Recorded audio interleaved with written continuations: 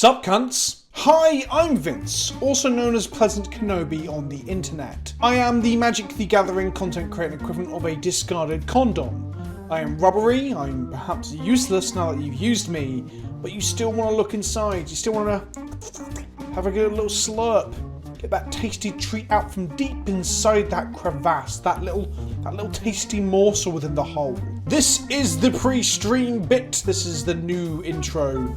I mean, actually, if you're watching this in 6 months' time after I've recorded it, it's probably not the new intro. But yeah, welcome to the stream. Here comes the sun, little darling. I'm not live right now. This is a pre-recorded intro, but I will be live shortly. Don't you fucking worry. So welcome to the Hot Boy Milky Gamer Zone. I am the Hot Boy Gamer. I am the most milkable man in esports entertainment. I am the premier beard of the format. If you don't believe me, well, I was endorsed by Louis Scott Vargas. What gives him authority over beards? I don't know, but it sounds good on paper. This is twitch.tv/Pleasant Kenobi. This is where the magic happens, or at least the streaming of the magic. I do stream other things too, a little bit of Warhammer there, a little bit of painting here, a little bit of variety content. Sometimes I play League of Legends, just get incredibly stressed out, but mainly it's magic. I'm live this time, 7 PM, well, I say this time, I might play this intro before a non-Monday stream, but I'm live every Monday at 7 PM GMT or BST, as well as impromptu streams announced via my Twitter and my Instagram and my YouTube, so you should follow me on all those platforms too,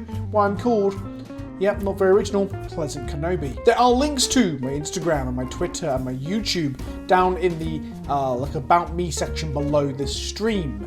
YouTube is where the real magic happens in the sense that I put up more content over there. I put up between 3 and 7 videos a week, primarily magic. Again, a bit of variety content. Wednesdays tend to be Warhammer, but the majority is Magic the Gathering. If you are here for pro plays, if you are here to become an MPL level player, well, firstly, I don't even quite know what the MPL is, but secondly, this is not the place for you. I'm gonna make mistakes, I'm gonna get distracted, I'm gonna talk about complete fucking nonsense, and I'm probably gonna get a bit salty. But in spite of the teaspoons, maybe heaped teaspoons of salt, I think that the environment and the community we've cultivated here is a relatively positive one, an inclusive one. That's right, I did say inclusive. If you're the kind of person that hears the word inclusive and you sort of recoil in pain, if you're the sort of person that asks others to keep politics out of their game, well, you can fuck off. This is not what you're going to enjoy. You're not going to like it here. This will be your own personal hell. That's right, I'm a little bit left-leaning and that's going to be really upsetting for some of you. I'm not even remotely sorry. So we're going to sling some spells, we're going to chat shit, we're going to chat about absolute fucking nonsense, but we're going to have a good time whilst doing it. So grab a brew, grab a tinny of sody pop, grab a coffee, grab a pale ale, a fruit cider, a fruit shoot. Just grab a drink, kick up a stool, lay back. You can even have a wank if you want. I'm not going to stop you. I'm not in a hot tub very often though, so it's not quite the same wank bank material as Twitch. I probably shouldn't go into that. If you want to support, you can subscribe by the button that is either above or below my head. I'm not even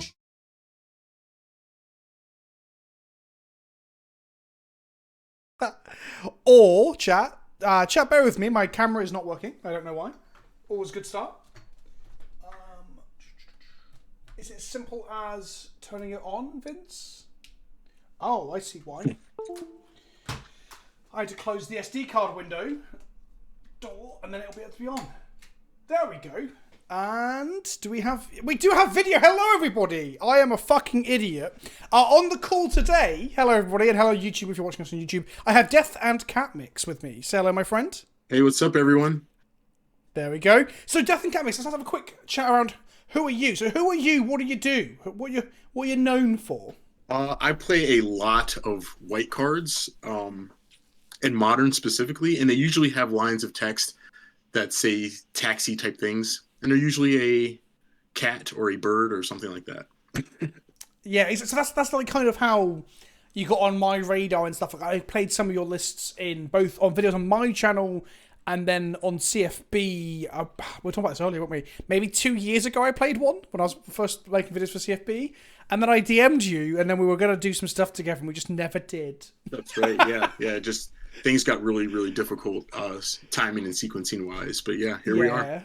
Well, we got there in the end. We got there in the end. So, we'll talk to chat a little bit as we go as well. What we're going to do is we're going to go through what we are playing today. So let's start out by having a look at the deck. This is the deck. This is what I've just labelled as Death and Catmix D&T. As a fun thing we were just talking about before we started as well, these are the cards that were probably playable in D&T 24 months ago. And everything else in the deck has either been unbanned, made playable because of unbannings, or got printed. Because Modern Horizons 2 was... Modern Horizons 1 was 2 years ago, right now? Yeah. Impressing the heck out. Yeah. 33 months. Thank you for the resub, Happy Philbo. to hear about the sleeve rewards. All my money has finally made a return. It's interesting also, how much white we cards were suck. like locked into our secret cows of D&T, and then all of a sudden, like, Solitude exists and Stoneforge is all banned. So like today when I posted a image of this of the goldfish visual thing, people were like R.I.P. Cat Jesus because he is gone for the time being. And I did say like there may be games where thanks for the resub, Potato. Welcome back, my friend. And Philbo, white cards don't suck. You fucking suck with your shitty. Is it Jund you play, Philbo? You fucking coward. The thing is, like, I believe Arbiter has his time and his place, and it depends on metagames and stuff. Like, if Titan was the thing to beat, I believe that maybe Arbiter might be worth it. But, of course, the problem with this version of D&T that you're playing is that you're playing not only Stoneforge, but the other key card that people now are starting to associate with you is this guy, right? The big new card, the Ambitious Farmhand? That's right, Imperial Recruiter for Planes, yeah. Fucking hell. Do you want me to talk about this? It's basic planes. It is basic planes. It is. And sorry, Philbo in chat. I realised you played Tron, not Jund. That's even worse, Phil. That's worse. Right. So why are we playing this? How good is it? Yeah, it's actually incredible, and everyone thought I was memeing about it, and then like I was actually queuing up with it and doing really well. So here's the story behind why this card's in the deck. We lose a lot of our games to mana. Like I think most D&T players, and Modern at least, are aware that like when you get stuck on 2 lands and you're trying to equip swords, or now that we have Solitude and you actually need to cast Solitude, like missing land drops sucks. So for us, this card actually comes down. It's basically like insurance that you'll hit 3 lands. And once you hit 3 lands in D&T, that basically means every card in your deck is functional at that point. But then there's this weird thing of like what happens when you hit multiples or when you vial one in and it allows you to get a same turn sequence taking place. And it's an unassuming card. Your opponents aren't going to counter this. It's not going to eat removal. And the longer this thing just sits on the board and chips in for one, you get to points in the game where, okay, now I'm going to flip it into a pseudo Batterskull or like Luris, I guess, like power and toughness wise, where your opponent now has to point removal at this 2-drop that they shouldn't care about. Like, I'll be real with you. Like, I've loved like innovations that you've made before and the rationales you've made for them and stuff. I will be honest, I am not convinced by this card at first glance.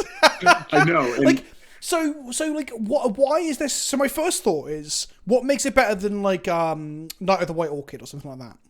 this one doesn't require you to have to live through your opponent's board state. Whether you're on the play or draw, this card always gets the planes. Right, and doesn't White Orchid put it into play? It does if your opponent had more lands than you. So Knight of the White Orchid doesn't have a text box when you're on the play. Because traditionally that's what they've done with white cards, right? Is that they've always required your opponent to be ahead. They're always equalizers. They never give you advantage for the sake of it. Well, this is new space that they're exploring. I do believe they could have at push let you get like a non-basic planes for mana fixing, or they could have, I don't know, fucking hell, imagine they let you put it into play, how insane that would be. Yeah. But this is like that new space. And so this is actually unique then. So Knight of the White Orchid is probably the closest, but like you said, Knight of the White Orchid reads, do I have one of my accounts so people at home can see it? I should not have searched Knight, that was fucking stupid. There it is, yeah. It reads, as it enters the battlefield, if your opponent controls 3 or more lands, more lands than you control, you may search for a planes. So this one allows you to get Temple Garden, because that's what I've done with it in the past, is grab Temple Garden. So that's interesting, isn't it? It cut it down to basic, but it gets it at all times. And of course, the flip side body is better. Lifelink 3/3, I think, is more relevant than the 2/2 First Striker for the most part. And it happens a lot too. Like, I kid you not, like our deck naturally goes from 1, 2s, and 3s. So like you can get on turn 4 where you've got like a Kaldra or something live, or you've got a Wisp up in the air and your Thalia is sitting on the board, and you swing in with this thing, and it's an instant. So you can do it mid-combat. You don't have to decide it at sorcery speed. you could. That is interesting how like good our deck is for Coven. It's just a shame that supposedly, according to you at least, the only Coven playable card for our deck is this thing. It's definitely unassuming, and I think we're used to having really unassuming cards too. So like, yeah, I'll be honest. When this card spoiled, I definitely dog walked it. I was like, this card's not good. Bubble, and then. So our land count is the same as normal, though. Can we keep worse hands because of it? Is that a thing? Yes. Here's another part that we didn't touch on is you actually mulligan better with this card.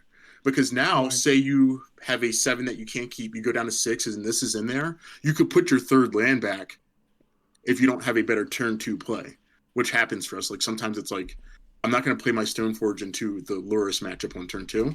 I'll play Ambitious, go get my third land back, and just start moving my mana and pivoting my situation a little bit differently. I actually love that it's called Ambitious as well, because that means... Right now?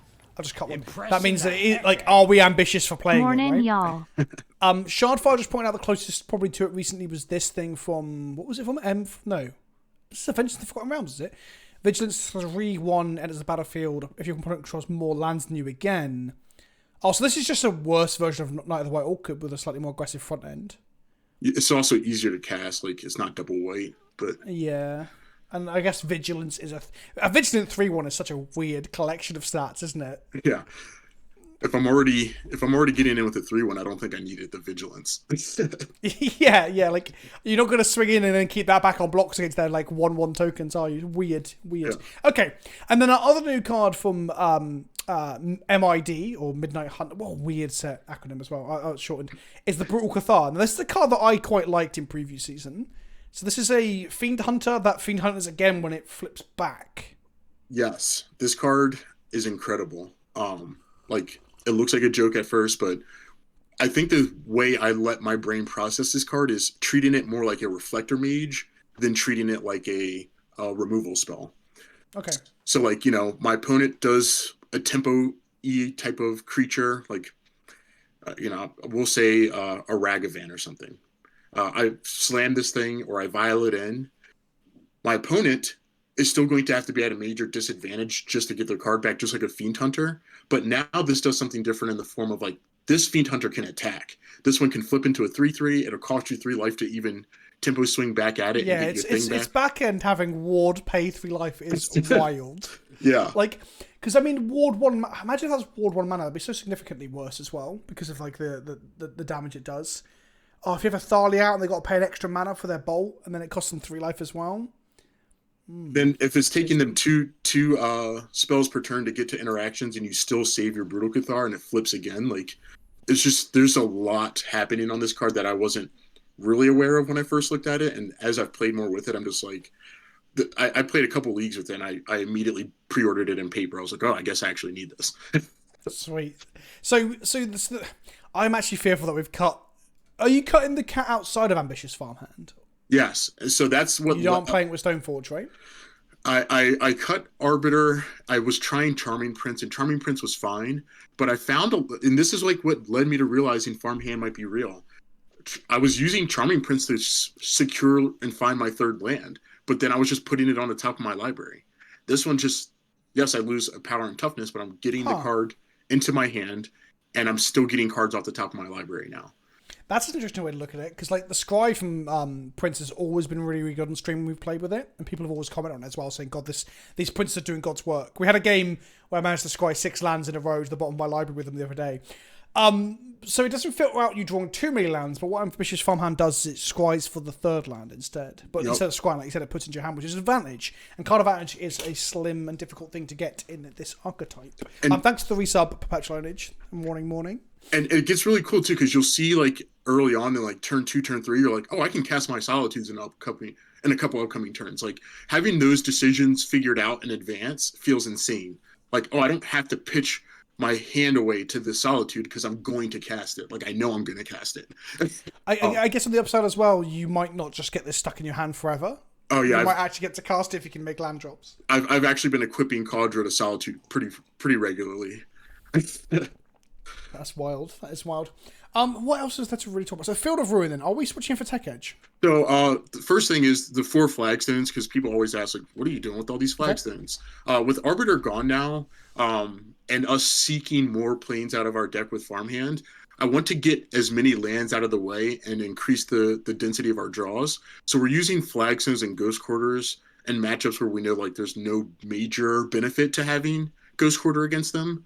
So you can blow up your own Flagstones, be pulling planes out of your deck. Ambitious is pulling planes out of your deck. Now your draws just get better a lot faster.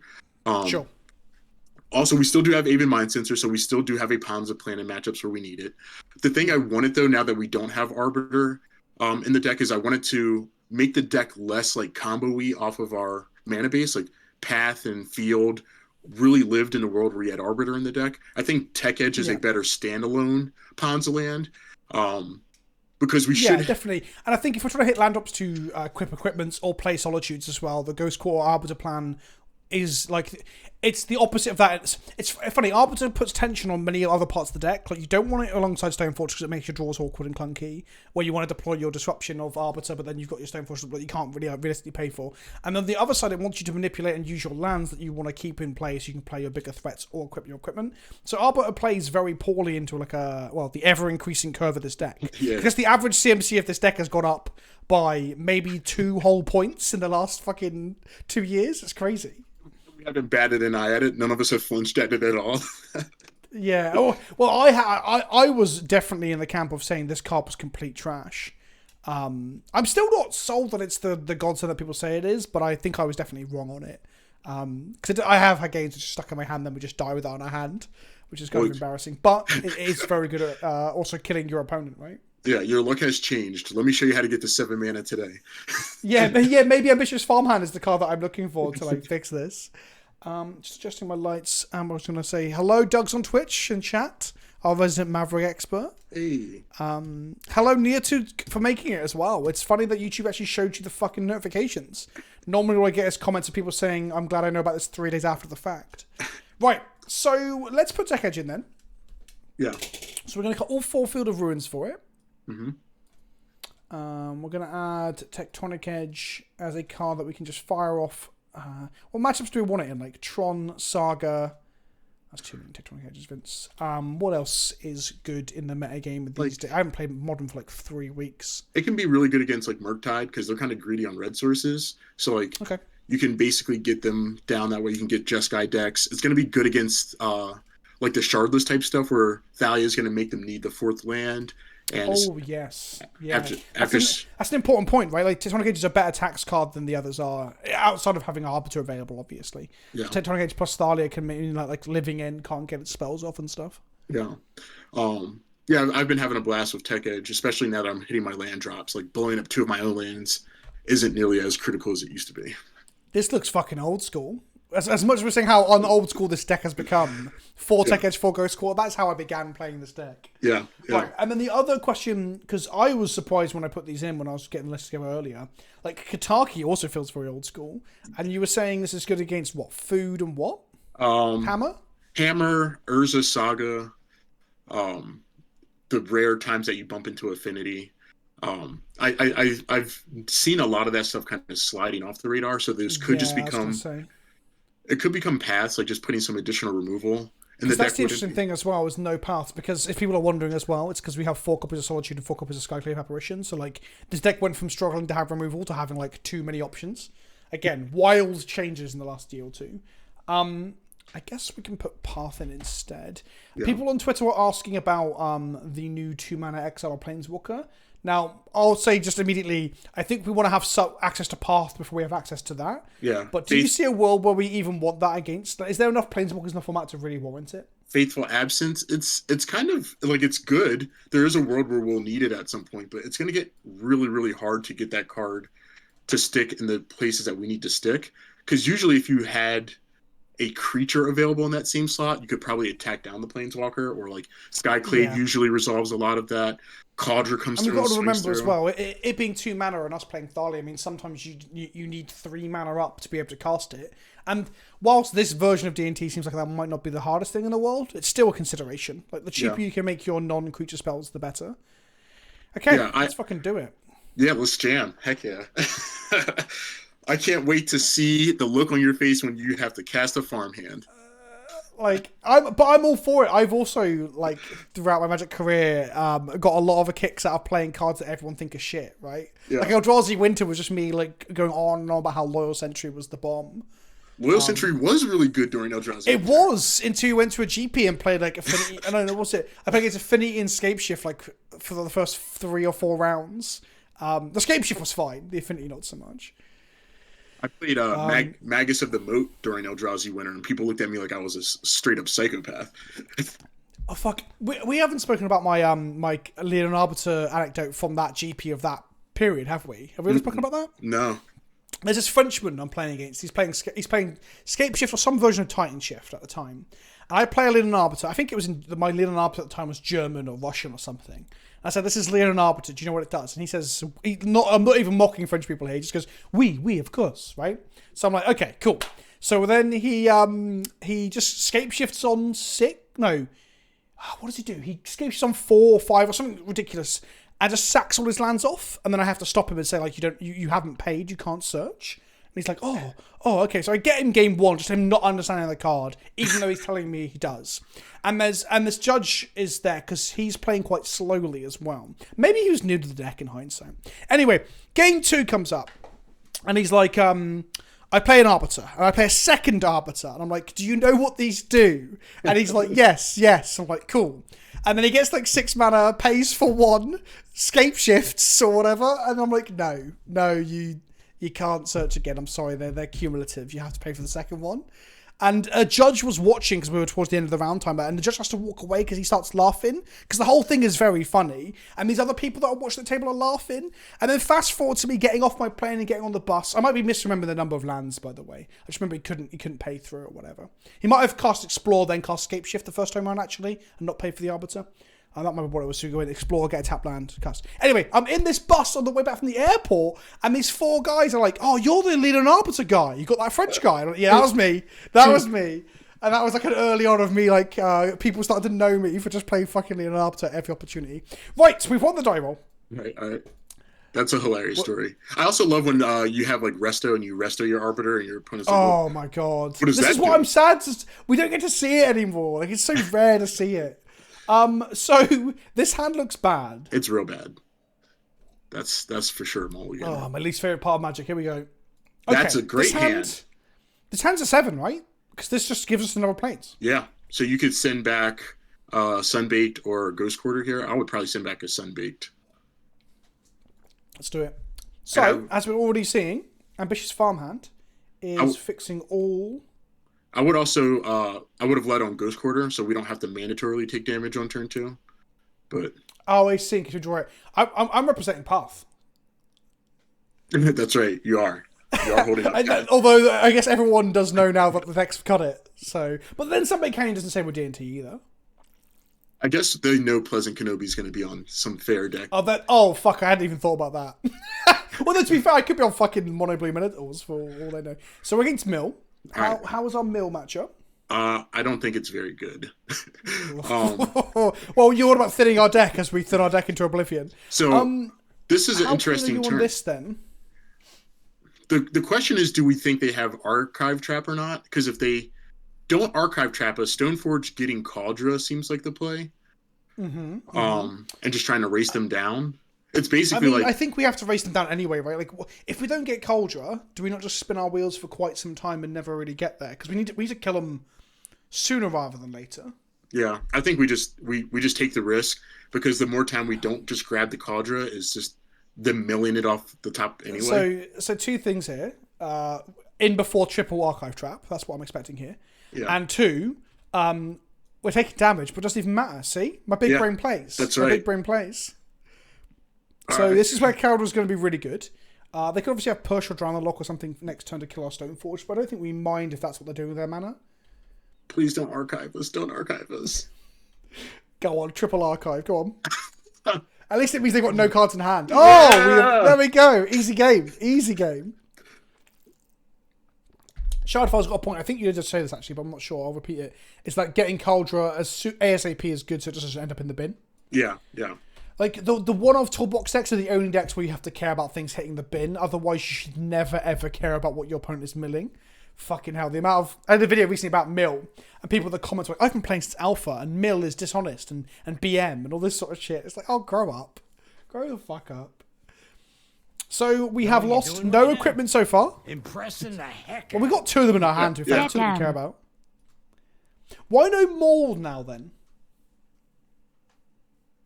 Why no Maul of the Skyclaves?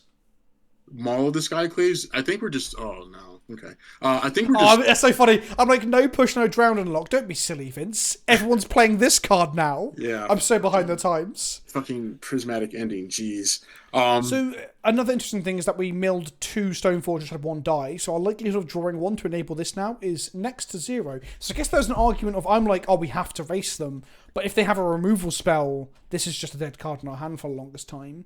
So, maybe... But we already had the sword, so I think, like, it was still... I think this was still worth it. Yeah.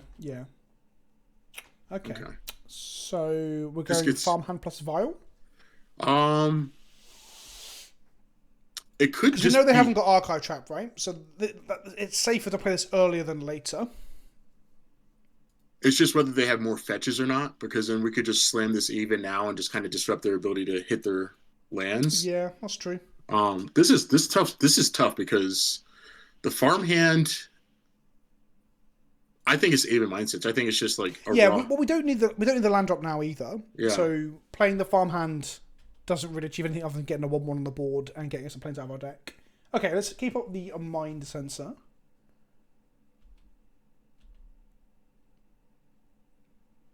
I wonder if we're signposting it, or maybe they think we just got like triple white spells in our deck.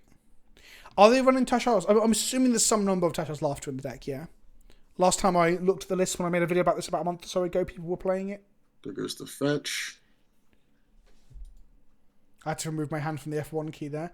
Okay, so they're not going to crack that until we fire off something in our mana, right? Yeah. I think we just do it anyway, and maybe we just get the... Oh, hold on. Oh, okay. Little Thoughtseize. Surgical. Surgical the Stoneforge. There's only 1 left in our deck. That doesn't seem like the most efficient use of Stoneforge, honestly. I guess they know Cowdrill's in our hand, and maybe they're scared of it. Yeah. They can't search more than the top 4? How does this interact? Yeah, they can't look at more than top 4, so it keeps our Stoneforge, probably. I think it's worth just, like, letting them get the Stoneforge, and then hope that they're going to try and cast something here on their second main, and then hit them with the Mind Sensor. Because I don't think there's no way for them to know the Mind Sensor count. I don't think the Stoneforge, stopping them getting the Stoneforge is valid. I just don't... Well, we can wait. Because we're going to be casting an end step anyway, is what I'm thinking. Yeah. Because we can't do nothing with our mana. And we still have a chance that they'll, like, okay, get the Stoneforge out, crack this fetch, do a thing, and then we might be able to get them on their fetch here. I'm just trying to think what their... Oh, Surgical reveals our hand. That's a very good point, Fats Master. Derp. Oh, shit, yeah. The main senses there, yeah. Oh, so then... Yeah, we should have slammed it. Yeah, that's... Yeah. To be fair, this is quite an interesting and complex interaction of, like, this would have limited them to 4, they're going to get to see it anyway, this is in play. Them seeing it also still might stifle their game plan here. Like, they might have wanted to do something and now know that they can't, which gives us a free... Yeah, I don't know. That's a really unique situation. I think it's still fine. I think we have to slam it, though, because we're just doing nothing otherwise. Yeah, we definitely want to jam this to the board. Yeah, we should have went for it, but never mind. Someone in chat marked that up. S-Clan punt for me. Impressing the heck. I think that was a punt. I didn't think of that either. Money. I was so caught up on, like, does it say our library or their library? What does this say? And then I forgot about the fucking hand reveal. Okay, so they obviously cracked this here because they don't want to, like, accidentally blow up their own land. Thank you, Chef Benny, for the milk money. Welcome to the Milk Shack. Good day. They cracked the Strand. They hit a Watery Grave. Are they shocking themselves? Is this going to be a Drown Unlock? They still play Drown over Raw Counterspell. Well, actually, I don't know. All right. Okay, no shock. So the Ape Mind Sensor looks like it's going to resolve.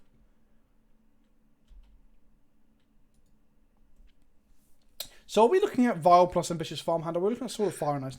I guess Ambitious Farmhand sets up for a turn when we just slam Sword and equip it, right? Know what you're doing right now? As opposed to us having to set it up over a course of 2 turns.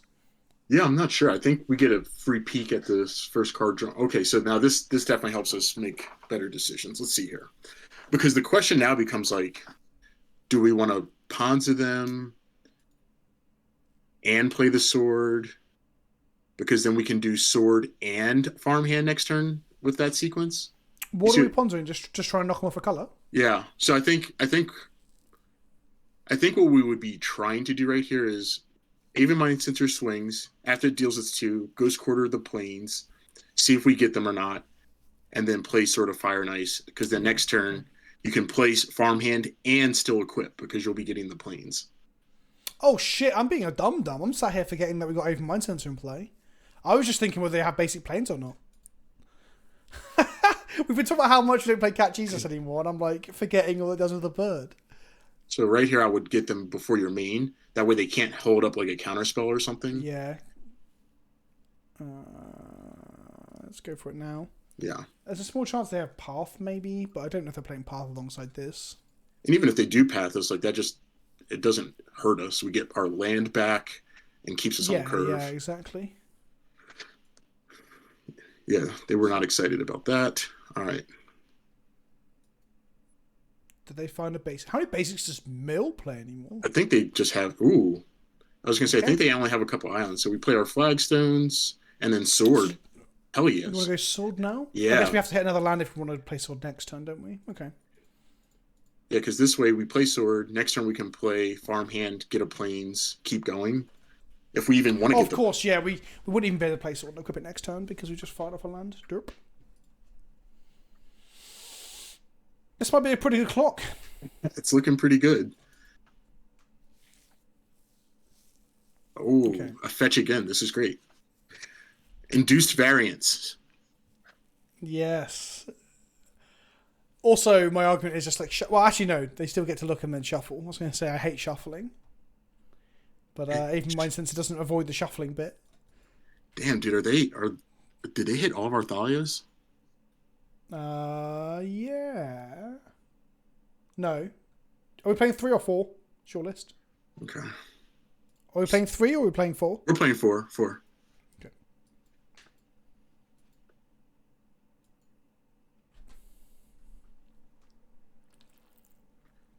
That's a very good point, Shardfire. Just pointed out that another plus for Aven Mind Sensor these days is that it doesn't die to prismatic ending as easily as Arbiter does. That's right. They failed to hit the. Let's go! Land. Yes, let's go! Their hand might just be like 4 copies of Tesha's Laughter for all we know. Heck yeah. Okay, this is good shit. So, if they had a removal spell, they would have killed this there. There's no way they put a Raw Dogged into it. So actually, yeah. I was going to say, I think we just skipped the farmhand for now. Yeah, I just do not think they got a removal spell. Yeah, no way. Easy game. Or if they have a removal, it's white. Right, it's another prismatic ending. Yeah, because if they had pushed, they would have already used it. Yeah, there's no way they would have just gone that fetch into that. So we hit them, we just zap them in the face and draw another card. Oh, you love to see it. If only we had another land. I'm just going to play a Giver here. Vile doesn't really do anything. Yeah. Next turn is going to be insane. I think next turn we ambitious into Thalia. If there's hold on, we might just if they're not dead. Yeah. The clock is ticking. Thanks for the bits, Chef Benny.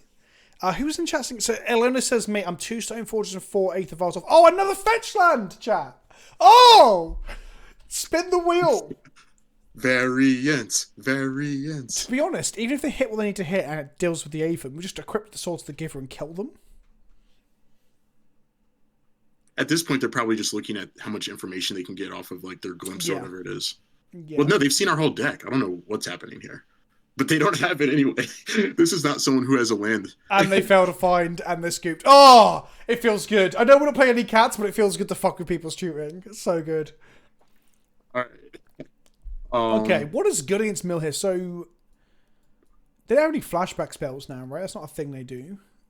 I think they're off of the flashback spells. I think we want Brutals and Archons and Paths. What I've found in this matchup, I actually just foreshoe the Stoneforge plan. Yeah, that makes sense, because sometimes it just becomes a dead card by accident, right? Yeah. Sometimes, like, depending on how it lines up, you can leave the sword in there for a natural draw. I mean, it was pretty fucking good there. That's 7 slots there. Is there anything else we don't like here? Like, Mindsense is obviously pretty good. You can actually keep your cards a little bit above 60, just so you basically have like a healing salve against their mill plan. So like 62. Yeah, so like normally I don't even try and hedge. At this point, I usually just bring in a couple extra cards because that just. I've never overboarded in D&T against Mill. I mean, but I guess this is maybe a thing you think about more now because Mill's become like more of a real deck again in the last year or two. Yeah, another thing you could consider too is like on the draw, you could just keep the Cauldron in the deck for Tasha's whatever it's called.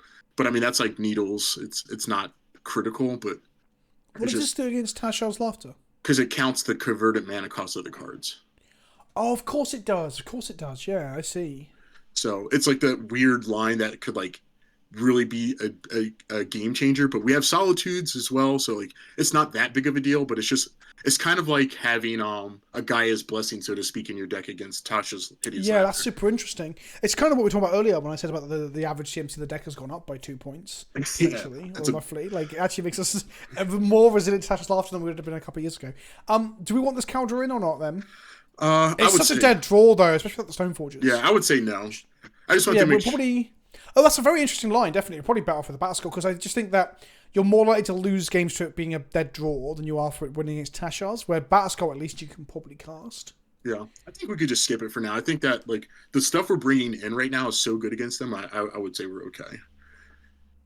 Because we can beat a Hideous Laughter as long as we can keep the little nutheads off the board. Oh, it's the exact same hand as the first time, wasn't it? We got Mulligan this. We had a Skyclave last time. Yeah, I think we send that back. Ah, okay.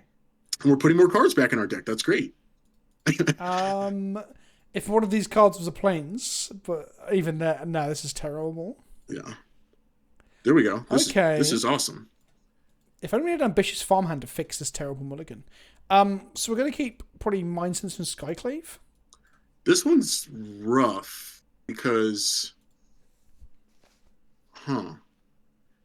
Because I don't think they run the 2 mana artifact anymore, so it's like they don't play Orb anymore, so it's about what we want to kill the crab with, right? This is better because it gets rid of the crab forever. Maybe they get a 1/1 out if they kill it, but this is more aggressive, I guess.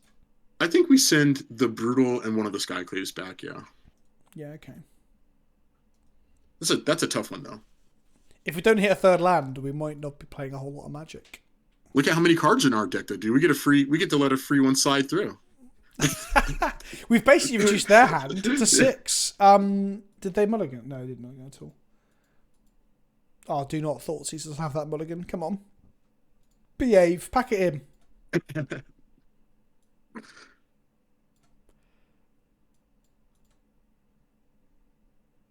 Just want to say to the chat too, I'm so happy to be here with you guys. It's not often I get to kick it in a stream like this, so thanks for having me, Vince.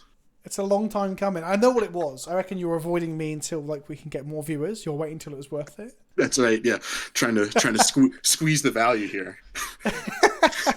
Oh, look at that, golden. Also, I realize art. I don't know what it is and why it's in my deck, but cool. That is pretty. Is that the Adventures, right? Yeah, it is. So what? Is there any benefit to leading with Flagstones? Especially against the Archive Trap deck. No, we definitely don't need to lead on Flagstones. We could save it for until we have to. Cool. Warrior from Valhalla. I don't know if you got chat popped up or not, Catmix, but Warrior from Valhalla says, "We're here for you, Catmix." These people are here for you. That's right. That's right. My trolls and fan club over here in the chat. I'm surprised I haven't been trolled yet. I haven't been paying a huge amount of attention to chat. Warrior from Valhalla was loving the 3 fetch land misses in a row, though. It was rather beautiful. So right, there's a crab. Little crabby. So our best top deck is Thalia, right? Or Solitude, or Path. Anything that just gets the crab out of the way right away. Yeah. Okay. All right, so they're going to keep a Surgical up or a Novel Spell Bomb. So Path, Solitude, and Ambitious Farmhand to the bin. Ooh. Second crab. Okay, yeah, we kind of do want to remove a spell now.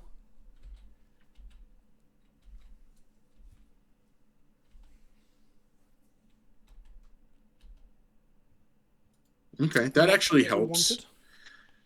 So. Well, yeah, it allows us to use the Skyclave to get rid of 2 crabs, right? Yeah. So we just got to hope that they don't have a nutso turn here, which I'd find unlikely if they didn't take a mulligan. We're probably in a lot of trouble. Yeah, I'm assuming there's at least a fetch land, not future. A fetch land plus a Shard's Laughter would not be good.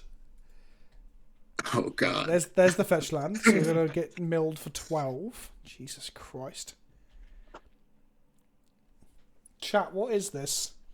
I don't hate mill, but I hate that this Ruined Crab is a 0/3. Like, that's egregious to me. Yeah, that bums me out. All right. Oh, look at those hits. What did they hit? Just a bunch of lands. Okay, that's fine. And we don't want any more of these necessarily either. Yeah. So Okay, here's fetch. Solitude would help us a ton. It would clean up the board. Yeah, right so on time. gas. But we're about to get laughed at.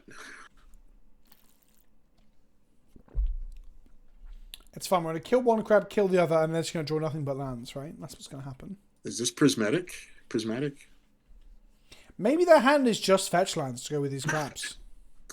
I mean, that's not... I think I would keep double crab, multiple fetch lands. That's such weird sequencing. Why would they do it in that order? To see more cards in case they see something with flashback, I guess.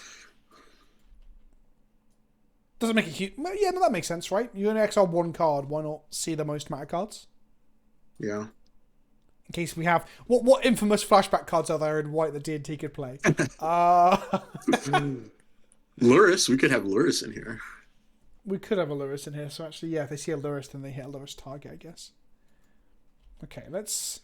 Oh, if this is Drown and Lock, I think we just fucking lose.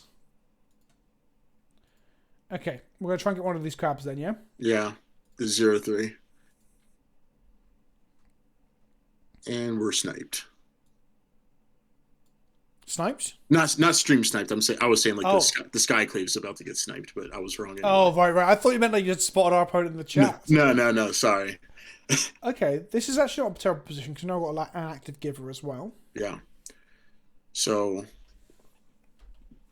next time we get to attack, then reset our Skyclave, eat the other crab, and then we just got to somehow not lose to...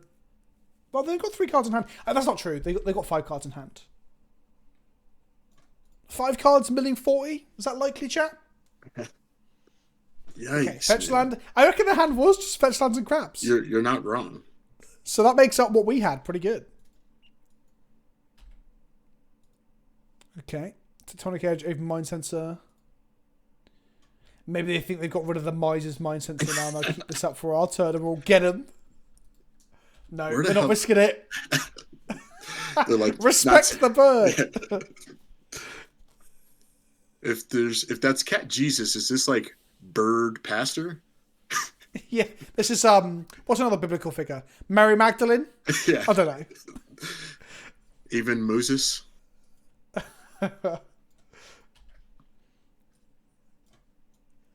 So we go down to 34 cards in library. They have 2 cards in hand and 2 in the bank in their artifacts. Good thing we're playing all bad white cards so they can't mill anything important.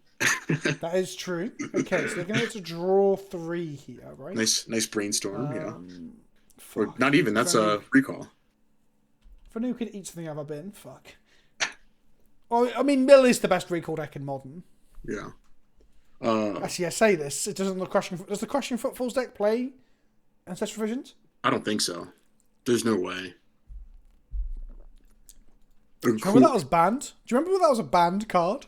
Yeah, because the ban list was absolutely maniacal at one point. Yeah, it's so dumb. According DN said Friar John. What about Flyer John? We can't have another John, though. Wait, Friar John's not a... Is that... Wait. Oh, no. That's, like, right up... That's card advantage, almost. Isn't Friar John a character in Robin Hood, not the Bible? Or am I just being very dumb here? No, you're right. It's Robin Hood. So why the fuck are we going down that route? What the fuck? So do we basically just get thought seized here? Yeah. But they've got to name it beforehand. Would that be a good magic card? One black. Ask about therapy. What the fuck am I talking about? I was about to try and. Would that be a playable card? Yes, it's called Cabal Therapy. Would it ever see play? Well, I guess the question is, would Cabal Therapy without flashbacks see play? If it could name lands as well, because that's what that just did, right? Because they could have hit like this or whatever. I don't think it would. I think it's. Actually, I'd take that back. I think like. I think a Pox deck, like Yeah. Thought Seizing You, seeing you got a planes in hand, then like this new Cabal Therapy, your land away. That seems pretty good. Yeah, we're still above 30 cards, so we're doing okay. Hey, look at that! Never didn't have it. That's pretty fucking good. I think we actually just use the other Skyclave Apparition and then save the Wisp for later. Would the Wisp not give us a better clock though? They're on 16. I'll be 7. Doesn't change anything, does it? Hang on, let's hit them first. Yeah. Oh, the Wisp, I guess, opens us up to them having removed, but then we have Giver, so... It also lets them get a token back. That is true. I do forget about that part. Okay.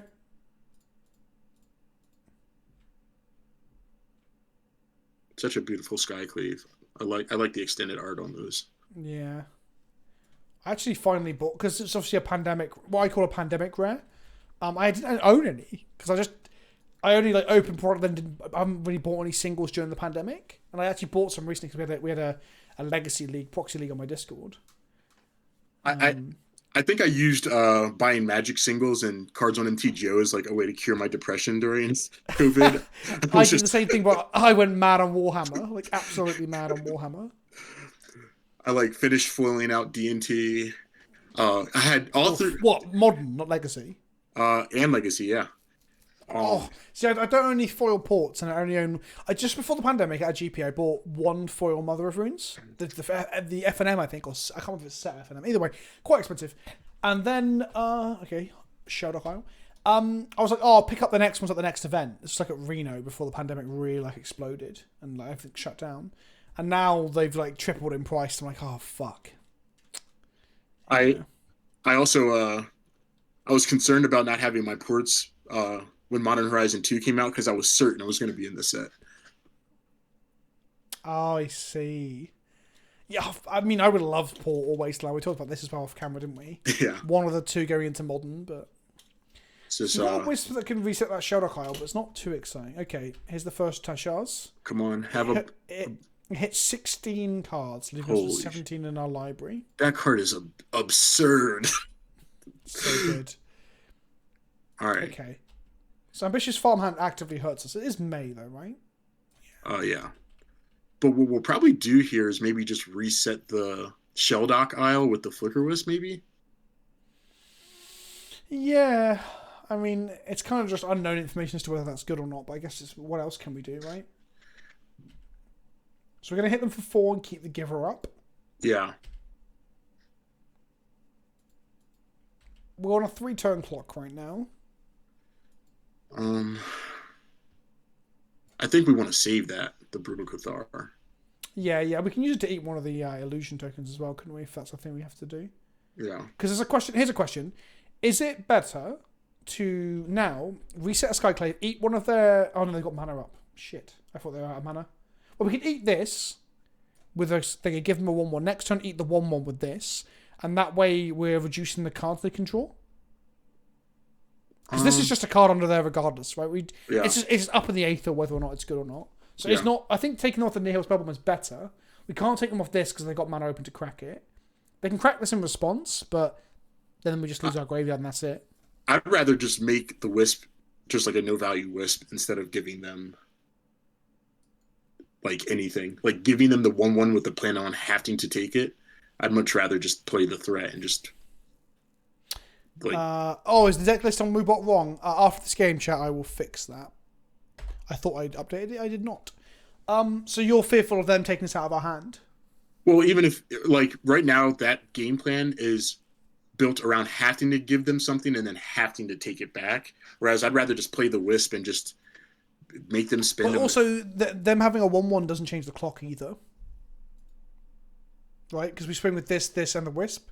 All right, let's go for it. Yeah, let's try it. I think it's... Because it doesn't... Yeah, it doesn't change the clock, and it reduces them on one card, and that one card could be what kills us. Yeah. Where the Shadow card doesn't do anything. I see what you mean about, like, our game plan might not materialize. But at the same time... Yeah, at this point, 1-1 doesn't change the clock. If the 1-1 as a blocker did change the clock, then I think you're probably right. Because then there's, like, a failure point, right? Yeah. So they get a 1-1. We're going to get rid of the Brutal Cathar next turn. They can block with it if they really want to. If we don't have the Cathar. But again, what are they going to do? Surgical the other Cathar? And then Accordion was saying, like, we're stopping them from getting a card draw. It's also, like, them spending mana, too, is a thing. Like, if they have to spend black mana to draw the card, like, the exile effect doesn't really do anything for us, and it's kind of... They don't have any black mana. If they surgical this Brutal Cathar now, then we know they're stream sniping. Because, like, what are the chances that's the one you'd go for? It's like, oh, man, that Brutal Cathar is... Whew. What if they have an Eternal Witness in their, like, their white-red deck, you know?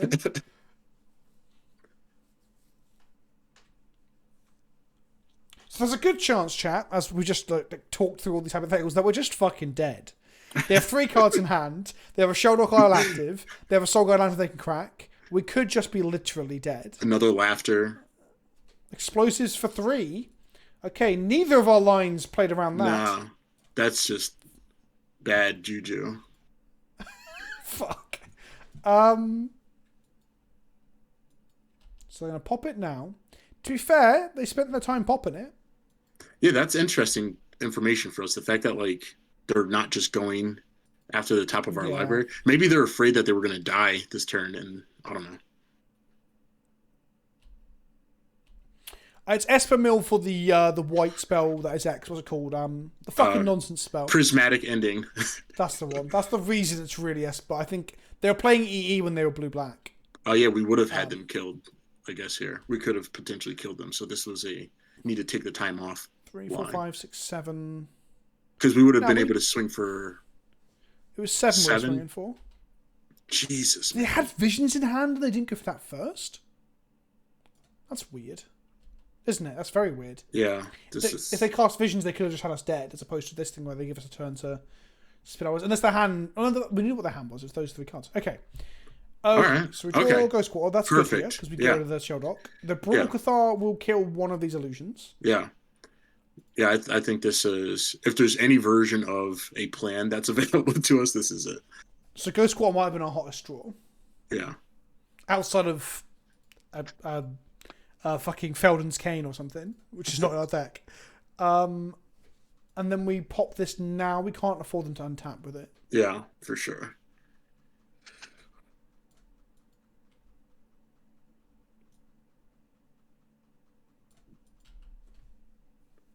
So now we might have to start, like, just giving the Brutal Cathar Pro Blue and just jamming in there. Yeah, agreed.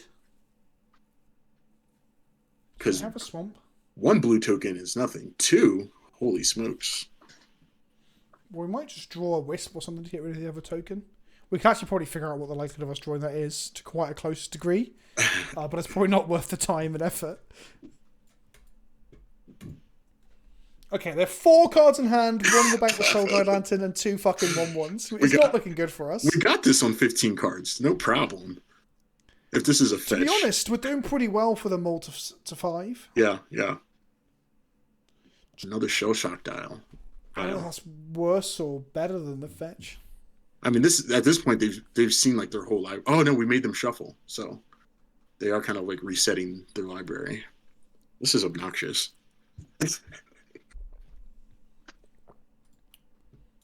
Okay. So how do we flip this again? Is it the old werewolf clause of 2 spells?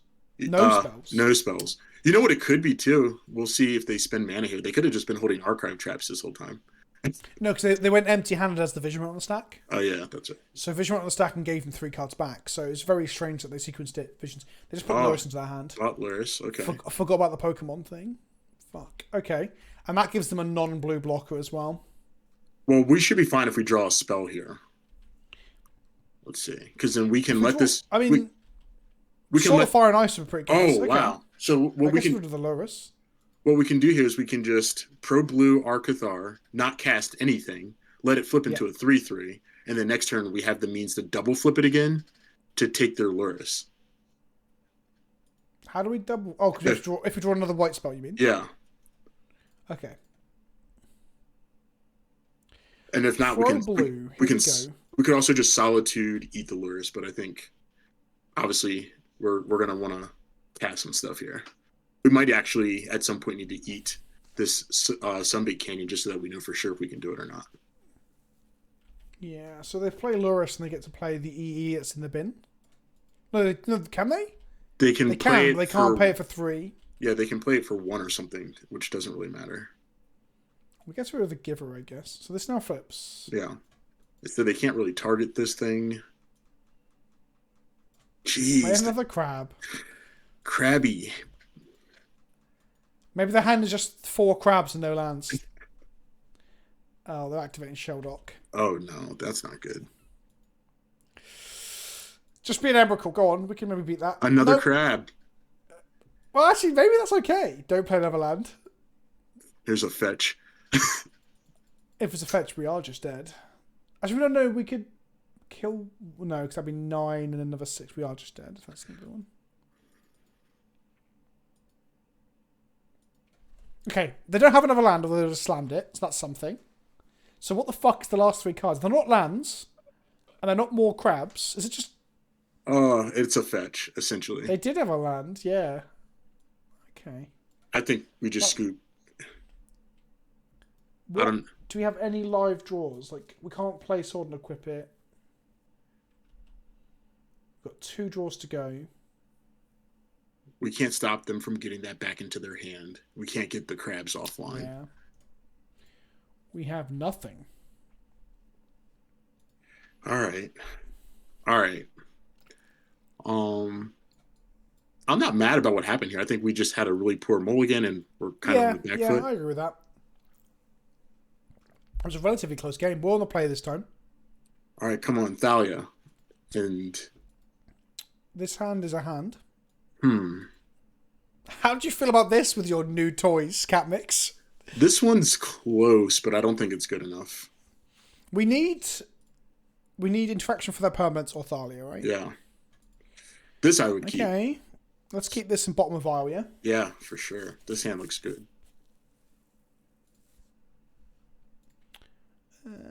Okay. Maybe there's a world where we take damage from the Sunbait Canyon and hide the tectonic edge against their Shelldocks. But I don't know. I think that's a small corner, right? A small percentage. Sorry, I was responding to the chat. Yeah, mean fanny pack was calling you out, and then you got him. All right. Oh, they're going to prismatic fucking thingy our vial. That's fine. That's great if they do. Like, yeah, that's free value for us. Yeah, put your Dryad Arbor into play. We should have bottomed the fucking farmhand. This farmhand's going to cause so many problems. No, it's going to be good right here. It's going to go guarantee our 3rd land. This is good. This is good. A lot of people like hate the prismatic hitting the vial, but to me that's just like more room for the rest of your stuff to keep going. I guess. Also, if Dried Up is not the premium thing to put in off of a vial on 0 now. It's Asmodecadahedron or whatever her name is. Oh, baby, just don't have Archive. Do they still run Archive? You might, yeah, that's a good point. Because they have to make room for Session's Laughter. I think it was the orbs they cut, though. So I think, for the most part, I'm pretty sure they still play Archive in some number. So we're going for the sexy planes, right? The ice cube tray one, yeah. Yeah. So it looks like a fucking like a creme brulee or like a meringue lemon key lime pie, you know? The most delicious meringue pie. Most delicious what was planes. That? I was saying I thought you said that's English. I was like, no, you have key lime pie and shit and meringues and stuff, don't you? No, I was just saying it's delicious. I bet meringues are a savoury dish that you make out of like the livers of dead birds or some shit. You guys are so fucking weird. Only in Colorado. This will be interesting. So we obviously let this happen because we didn't want to lose the path to the solitude, right? Right. We obviously path it once they crack this fetch, though. Which also is going to help us get them with the double tech edge. Hey, look at that. Look at us doing great. I think we play the planes so that they don't know to play around double tech edge. Play this, yeah? Yeah. Wait, is Tech Edge not on resolution? What do you mean? Oh, it's activate only. Yeah. It just says destroy. Oh, fuck. What did I play recently that was on resolution? Mm, I don't know. Maybe it was that card we were discussing. I thought it was on resolution, just didn't read it. Yeah, okay. I think I've doubled Tech Edge people back in the day. It's been a very long time since I've even played Tech Edge, to be fair. but like, I think we're just gonna let them hit 3 more cards and then path the crab in their upkeep, and then have double Tech Edge ready if we need to. Yeah. What's the upside for... Oh, okay. It's double Tech Edge. Yep, sure. Why not path it as they crack the fetch? What's the upside for upkeep? They don't have an extra mana to use. Oh, I see. Yeah. We want them to come and tap land. I'm with you.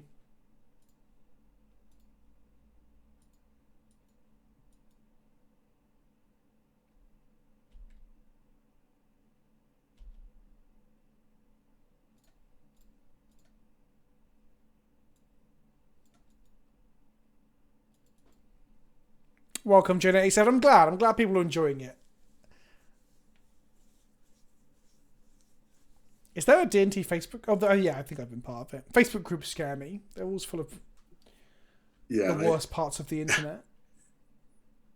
I'm in some Warhammer ones that are just they're just horrid.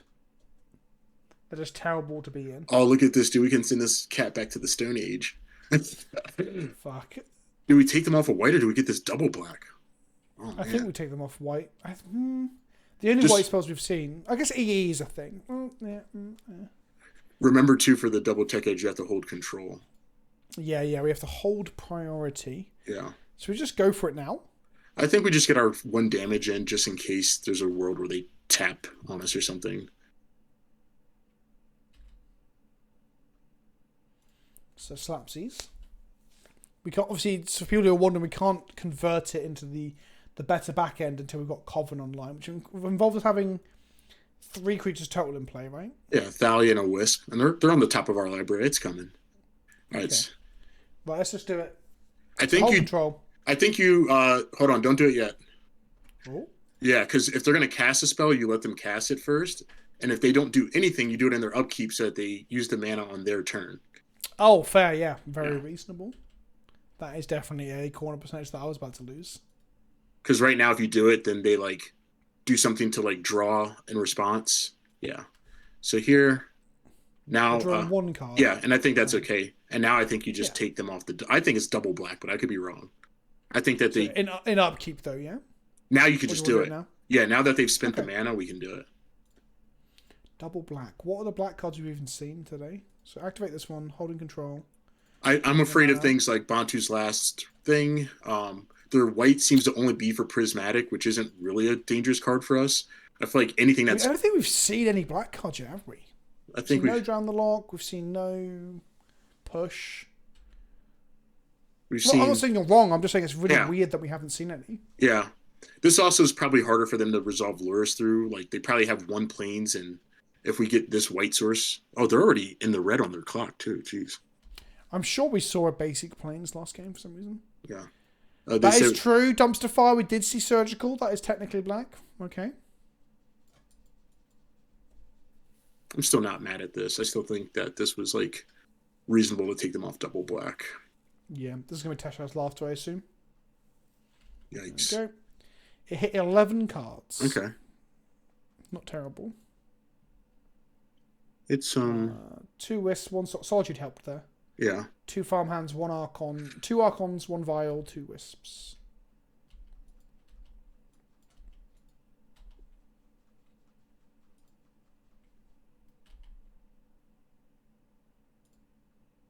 Oh, baby. Just like I said it would happen, right? Yes. Definitely just... Is there... We just fire it out before their upkeep? I think we vial it in and just keep going.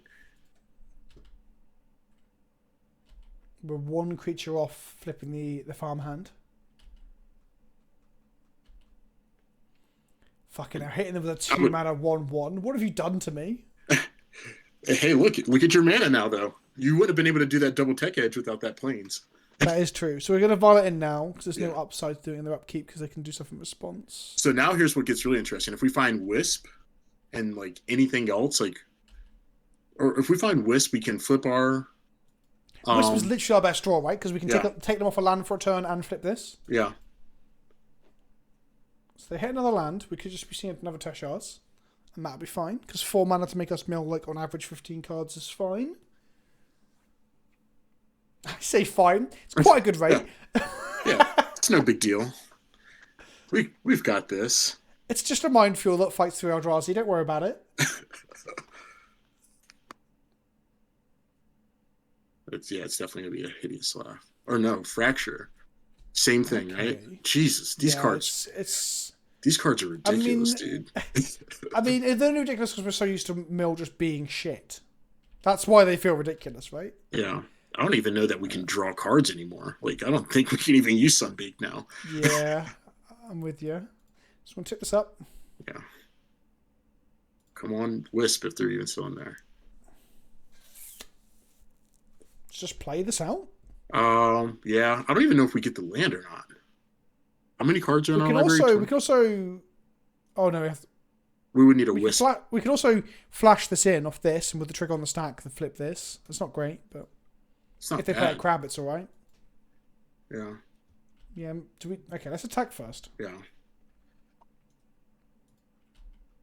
Yeah, offbeat hero isn't the same train of thought that I was. Follow me. What does that do? That It gives us like two extra two more points. points. So That's- then that takes the clock to. It's still a 3-turn clock. We'll keep it as a pitch anyway, Yeah. because it's probably better as a pitch. yeah. Are all of our Also- Wisp on? What do you want to target with Solitude? It's all the crabs that our opponent might have. Yeah. Oh, they definitely have some crabbies over there. A lot of crabby Oh, but patties. are people asking if we can do it without them having a crab? Yes, we can. Yeah, it can target anything Up to other than yeah, itself. it's up Yeah. to 1. Yeah.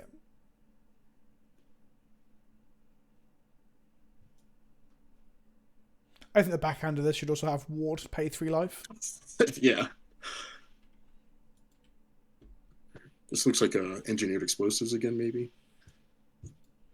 Which is very good against Oh, no, put bind- Lewis into hand. Okay, so yeah, that's great. So we hold this for the Lewis then, right? I think we actually take this vial up to 5 now, knowing that they're going to try and put lures down. Okay, fair. Yeah, because we'll get the vial up to 5 before they would get to. They're going Doing to play Lewis next turn and play nothing. Yeah, so I think this is good for us, and it's going to help us get our clock moving. Oh, baby, yes, yes, yes. You get that damage in. You slam that Archon. We could do this now. If we kept us on 3, we'd even turn our farmhand over. Yeah. Okay, let's slam in then.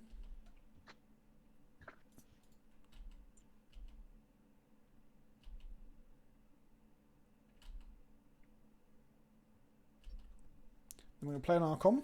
Yeah. This helps us buy a lot of time too, because it has to be specifically like the big 3-mana ones to like get our library down really fast. So like if they're just like using the smaller, like They didn't crack their fetch either. I still think they've got a basic island left or planes, but still relevant with the Archon. Nothing. Whoa. Not even the Lurrus. What? Second main phase Lurrus? that must have been a misclick or something. Yeah.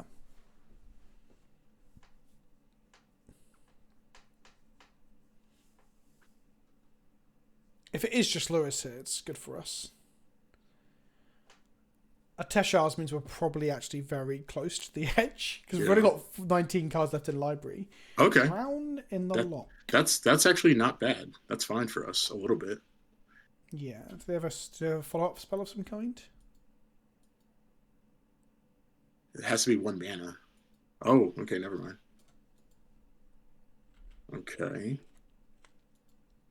Oh, so it's just cast Luris. Yeah. Just casting Luris.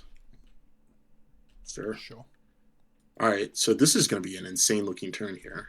We're going to eat a Luris, and then put major power on the board. Yeah, because then we get to flip Right. our Let's make farmhand. a solitude. Yeah. Oh, baby. It's on 5. Can you guess what it is? Yurion in the 60? I mean, I have Varden Smashers in my time back playing Eldrazi and Taxes. It's not unusual, right? Back in the day. Get rid of this.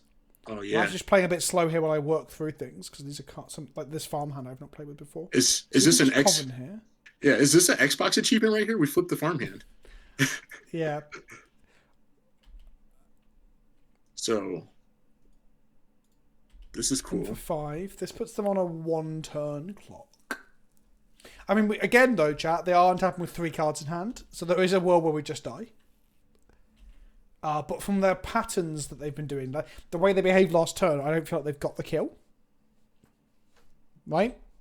Like, I'm praying. This seems like it's a tough matchup, and it feels like we've slogged our way yeah, through the it. D&T community watches us. We flip a farmhand. Fucking hell. Maybe it's real, chat. Right, there's a crab. Yeah. They're still dead on board. Krabby Patty. Oh, God. So how many paths are on deck? Can we just draw one off of the Sunbaked? Just try and kill them. We have 3, don't we? And there is 2 in the graveyard. Not the highest chance in the world. Coven, the best mechanic since Energy. Undoubtedly. Okay, we've got a fucking stupid fucking prism. Oh no, we haven't. Interesting. They're down to 0 cards in hand, 1 in the back. Whoa, let's go. Let's go. Yes. Come on. They are currently dead on board. Let's go. They're exiling their own Flooded Strand from their graveyard. I don't know if that's like a meme or something. They've also got 48 seconds on their clock. They don't know which Winning land. with a seasoned Catharin play, ambitious farmhand in hand. That's how you win a game of Magic. Are we playing limited right now? This looks like Mystery Booster. Yes, come on. Charlie Trotter's got the fucking toots out. Right, Hallowed Fountain. That builds us for 3. Wait. Oh, okay. They're still choosing. We're on the red as well. I blame the farmhand. So they would have to, like, they can't even prismatic. They would have to have path just to keep going here, right? Yeah. Path would give them another turn. Let's go, baby. Let's go. I don't want them to time out. I want to kill them with combat damage. No, that's what I mean. Yeah, like I'm hoping that we hit like a brutal or anything here just to like. Well, we boom. definitely kill them, so we just need to go to combat and hit them before they time out. Yeah. Come on, opponent. Don't time out, my friend. In we go. No, they're timing out. No! The farmhand must hit you. Oh, bollocks. The farmhand didn't win. The time... Fucking hell. Maybe the clock is the farmhand we met along the way or some shit. I don't know. Fucking hell. We did it. It's unusual for me to be racing to beat the clock, by the way. It's normally me losing to the clock. Right, I'm going to run to pee. I'll be back in 30 seconds. If you want to chat, who are also quite excited, I'll be back in just 1 moment. All right. Hello, everyone. It is your favorite cat. Well, second favorite cat to Arbiter. Catmix here. Let's see here. What's going on in the chat? Which card do you have in hand and why isn't it in the deck list? He's going to update the deck list when he gets back. Damage on stack. Time loss. Solidoc, what's up? How's everybody feeling today?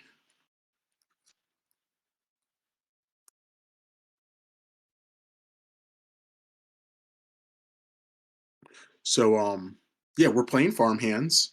It's not a meme. It's pretty good. Catmix, what is the best 80 card Yurion that makes it to your favorite D&T deck? I think it's the variance. I think it's the like not reliably seeing my cards. I think it's not having Caracas to combo with my Yurion. Things like that. That's what excites me most about it. Do I enjoy Midnight Hunt? Yeah, Midnight Hunt is really sweet. It's not overpowered. The cards feel about right. And we got some cool toys.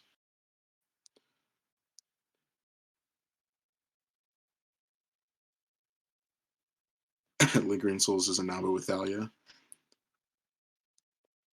Look, I get it. I didn't exactly jump out the window to grab farmhand. It just my testing naturally led me that way. Did you just like, oh, I'm going to play every single draft common in my deck and see which ones come out being good? That's right. Reminder: they say you got to update the deck thing. Oh, thank you. Whilst we search, I will do that. Another interesting point, by the way. No, I just black. Oh, yeah, that's something I was going to bring up to you. So, on Twitter the other day, I was talking about Allosaurus Shepherd and how people were going off on one about why it makes dinosaurs and shit, or turns things into dinosaurs. And loads of people were defending it by saying, well, duh, the elves are riding dinosaurs. And my counterpoint is, none of the people riding fucking horses in Magic become horses. That's absolutely fucking crazy talk. Like Thalia's Lancers, the farmhand, they're all riding horses, right? They aren't human horse warrior or human horse farmer or whatever. Fucking crazy. And fucking crazy. You know what took me a long time to realize? Archon, it's the person riding the bird, not the bird. Yes. Well, that's the case with all the Archons, but I agree with you. I often think about the fucking weird birds they're riding. Recruiter for Farmhand is good though, Ilonus, because what that does is that is build your own divination, right? Because when you recruit for Stoneforge and then get an equipment for Stoneforge, you're like, look at me, Ma, I've drawn 2 cards. Jumping through hoops to do it. But if you do it with Farmhand, you're doing it in Modern. Yeah, there we go. And we've seen those things turn into 3/3s with lifelink. It's like a batter skull. I can't believe you're referring to it as like Batter Skull. A 3/3 of lifelink. What is a 3/3? I'm going to go Scryfall now and have a look at other things we can compare it to. Luris, it's a Luris. Luris has a lot more text on it than that, my friend. Jesus Christ, Catmix, what are you on about? Wait, text, lifelink. I'll let chat see what we're doing actually. And then we're going to put power and toughness. Is that a category on here? It should be. It's not. I mean, we have to also admit too. Like, I mean, how often does white get a 3/3? Like, that's a Tarmogoyf in our world. I mean, what for 2 mana? Oh yeah, it's insane. It's no Jotun Grunt though, is it? No. How do I do power and toughness? There's got to be an option. Maybe you have to like select creature first, and then a drop down panel comes in.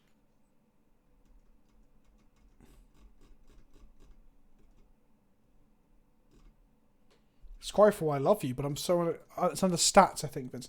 Oh, there we go. Mana value power equal to 3. Toughness equal to 3. Let's check if we won the die roll while we're being very rude to our opponent. We did. Yes. Is that keeping hand? Ooh. We're 1 land off. Confirm there. We got a mulligan this, right? Yeah, we have to. If this was a vial, we could keep it. Yeah. Impressing the heck out of me. Oh, this is great. This is I came awesome. in on white goif. Right, I'm gonna Delicious. search, and we're gonna come back to this after this game, and we're gonna. There he is. Look. Oh wait, Farmhand isn't even riding the fucking horse. He just stood next to it. What a weirdo. What a fucking weirdo. The deck list link should be correct now. That said, we did modify it, so actually I just realised it's not correct because we changed it, didn't we? We're keeping this, right? Oh, for sure. I think we send back Which to Tech Edge. land are we bottoming? Okay, the Tech Edge. Cool. Yeah. Cool. What if they're Tron now? Would you regret that? Is Tron even a thing anymore? I saw someone posting that they'd done well a challenge with Eldrazi Tron or some shit. I love the Tron matchup. I mean, historically, I've always enjoyed both Tron and Scapeshift players telling me the matchup's good for them, then them dying. Yeah. That's my favourite thing. It's like them not being able to search their deck and then me blowing up their lands, and they're like, "Oh, I'll never forget." There's this one player at one of Action's big events, and I think it was like getting into the cup, and my opponent called a judge on me because they thought my sleeves were marked because I just sleeve everything in the same sleeves, and they were claiming that some of them are old and some of them are new. I did have to re-sleeve my deck to be fair to them, so they had a point. Anyway. But I feel like it was them just being a bit... The way they were acting was a bit... It came across a bit funny. Anyway, we got extra time. They got back to the table. They were on Tron. And I killed them in like 14 minutes of total round time across 2 games. And then I was a bit shitty about them calling the judge on me, even though I probably shouldn't because calling judges is the correct thing to do, chat. But I was like, guess we didn't need that extra time, eh? It was a bit of a cocky line. Anyway, we're going Stoneforge here, right? No, because they're showing us Scalding. I think we just want Giver to untap and then be able to protect the Stoneforge. You're not scared of spell snake, you're more scared of like a bolt or something. Yeah. Right, okay, fair enough. And like this could still be like shardless or something like that. So like there could be a world where if Giver lives, we want to grab Batterskull and block rhinos and gain life. I don't know. It's is this just going to be burn? No, there's no way. All right, let's see. There's no world where anyone plays that anymore, right? No. To be fair, Goldfish is saying it's quite a percentage share, it's like over 1%. Okay, gemstone mines means it's Regardless, right? I don't know what the mana base looks like. Or does could be dredge. What is this? Oh, it's like some kind of reanimator. It is dredge. No, it's dredge. It's the new dredge. Okay. This is great then. Because they're having to play. Yeah, they're having to play these lands. Oh, we love this matchup. This is fantastic. This is fantastic. All right. Especially the new toys as well. Yeah, so, yeah. Yes to this. Make this. Untap. They have a dredge in the bin. They have stinkweed. That's fine. I don't think they can beat Kaldra fast enough. Are we flagstoning here? Yeah, why not? Keep this one. Lose that one. Or shield. Yes, please. I think we just pass. If we get Kaldra or Batterskull, like this is, I still don't know which one we get yet, but this is the problem I've got. It's like, are they just in the same slot? Right. I guess there are some matchups like Burn where you evidently want one over the other, but. Oh man, this if we draw a Thalia at any Warrior from Valhalla's got a very good point. How does Dredge even beat a farmhand? I mean, do you know what I mean? It's incredibly hard, that's for sure. So they're gonna get one poised amalgam out of this, and then do they get the fucking symbiote as well? You gain 3 life, and this gains you 2, so no. And they've got a flashback spell we haven't seen in a while as well. What's this? Smiting Helix? Okay, sure. Well, I guess because they're moving into like the white for this, they might as well move into white for that, maybe. And also, this does trigger this. Yeah, I think we're still okay. Fuck! Next turn they Helix us and get 2 Silver Smoke Ghouls. That's basically Ancestral Recall. But we also have Skyclave, so like we're gonna be able to clean up a lot of this board. Oh yeah, we're hopefully gonna fuck them up. I'm just saying that's some cool synergy. I'll be right back. I gotta use the bathroom. I'll be right back. Yeah, no worries at all, my friend. I'm gonna make a Stoneforge in their end step. And now, chat, I get to choose what we get. Look at me, I am the Catmix now. That's a really weird wink. I'll try again. Right, they get 2 Narcos. 2... Pablo Escobar was not the narco. He was the drug dealer. Pedro Pascal. He's a narco, right? And a Mandalorian. End of turn. Let's make the Stoneforge.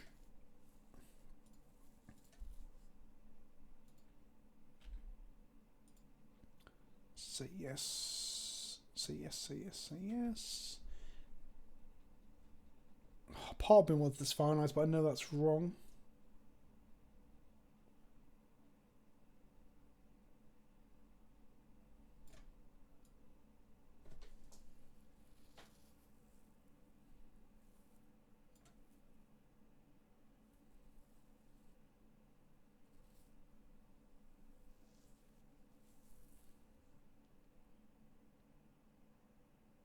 They're on 23. I think we have to get Batterskull. I don't think we raced that well because of the life gain from the fucking spells. Oh, I was also doing that whole thinking they had 3 prized amalgams. Right. I'm such a twat. I grabbed Batterskull, by the way, Catmix. Okay. I was thinking they had 3 amalgams coming into play. It was just 3 triggers. I'm a twat. I mean, it's still not bad. I don't think they're going to have a main deck way to deal with the Batterskull either. No. I think we might have shenanigans, maybe. Do we draw a card here? It, though. We don't need our lands. Yeah, let's see what we get. Alright, okay. Well, it's good for next turn. So we're going to pass the turn. So they're going to get 2 smoke balls. They can't block, right? They can block? What the fuck? They can block them and draw them cards. So they're creeping shield. So that gets them to the silver smoke balls now. I think we could just give it pro black if they have it back on blocking and just keep shoving. Yeah. That way they're not like sacking it and preventing the life gain. There is 1 Ox in the bin now as well. We do want to find more equipment here though. That's for sure. I almost got Fire and Ice looking at the current board state, but I was thinking we need the life gain, I think. Yeah, we need. I'm a sucker for drawing cards. If I wish I could like design some Magic cards because I totally think Living Weapon is a space that like Magic needs to revisit. Like, there's so much. They're terrified of it though, because the one mythic one they did, they fucked it up a little bit, didn't they? That's why they're scared. I think they're finally going back to it though. Like Nettle Cyst was very cool. Cal was cool. Yeah, I want to see more cards like that where it's like 2-ish mana or something like that. Did you know I've got a Sword of Fire and Ice tattoo? Do you know that? I did not know that. Yeah, I know you have a port. Yeah. You have a port tattoo, yeah, right? I've got Rishton Port and Sword of Fire and Ice. Yeah, you might say I like these cards in this deck. Who knows?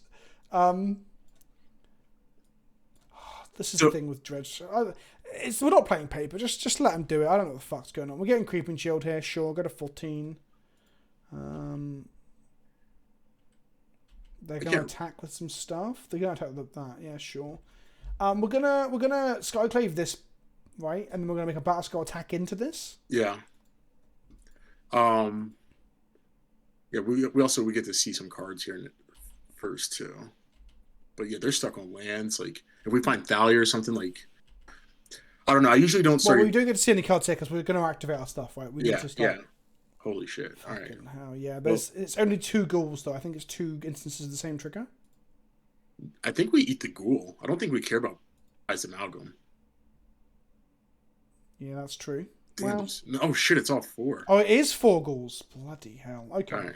Let's go ahead and make a Battle Skull. Okay. Actually, I don't know what's the correct answer at this point. Then we're going to make a Skyclave apparition. What do we even do here? The ghoul draws a card, right? Yeah, these draw them cards. I think they're worse for us because they can block, and if we don't give Pope Black, they can block and then like sack it. Yeah. So I guess we start whittling through these. Someone in chat was like, "I think Ghoul is a trap." I think that person was being a bit unfair to Ghoul here. All right, here comes Cauldra or Sword. Cauldra. Who was it that said they can't keep up with Cauldra again? Yeah, someone did say that in chat as well. There's a lot of very knowledgeable comments that look very silly right now. We're not flicking that up. We're going to draw a Ghost Court, which is not what we wanted to see. I think we rebuy with Canopy, see if we can find something. That doesn't allow us to reset the skull, though. Is that how we win this? Reset it? I don't think we need to reset it. Well, we're going to attack with it and trade it with this Ox, aren't we? We're going to give it pro red. We're going to block. Give it pro red, hit in for 4, go to 16.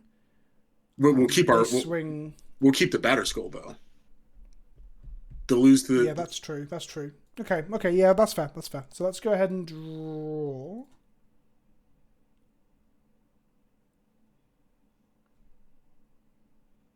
Any 3 drop. Yeah, okay, that's cool. Terrible.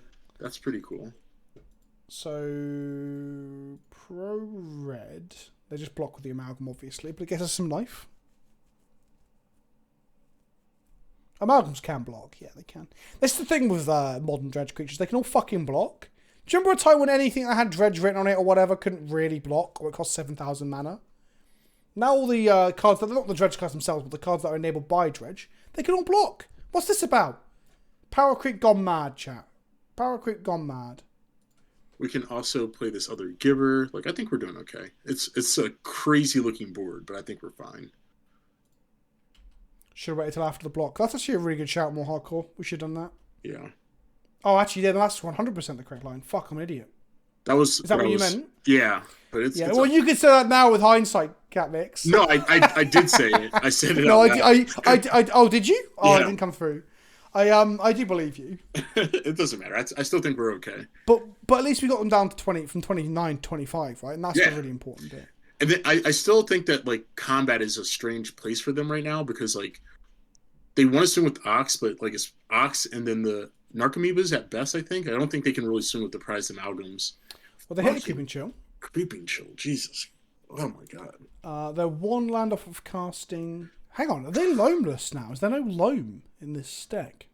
They're gonna Smiting Helix here. Or no, wow. Fabric of Union. Jeez. Do they even have any threats left in their deck to get? How many cards are in their library? 7. If we wisp them, don't they just die to their Ox? No, because they only draw. Well, actually, no, they've gone to 4 cards in the library now. Jesus.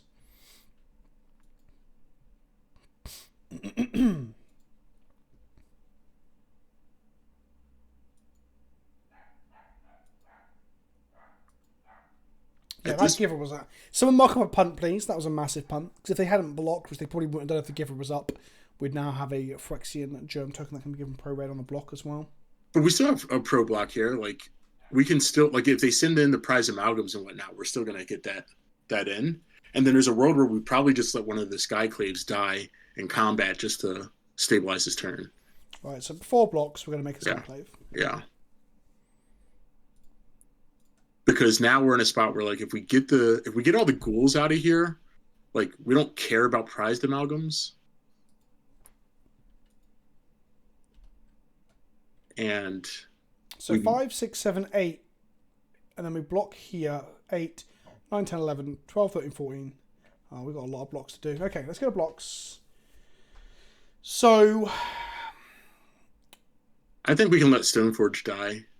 Yeah, I mean, 100%. Do we want the second giver to die?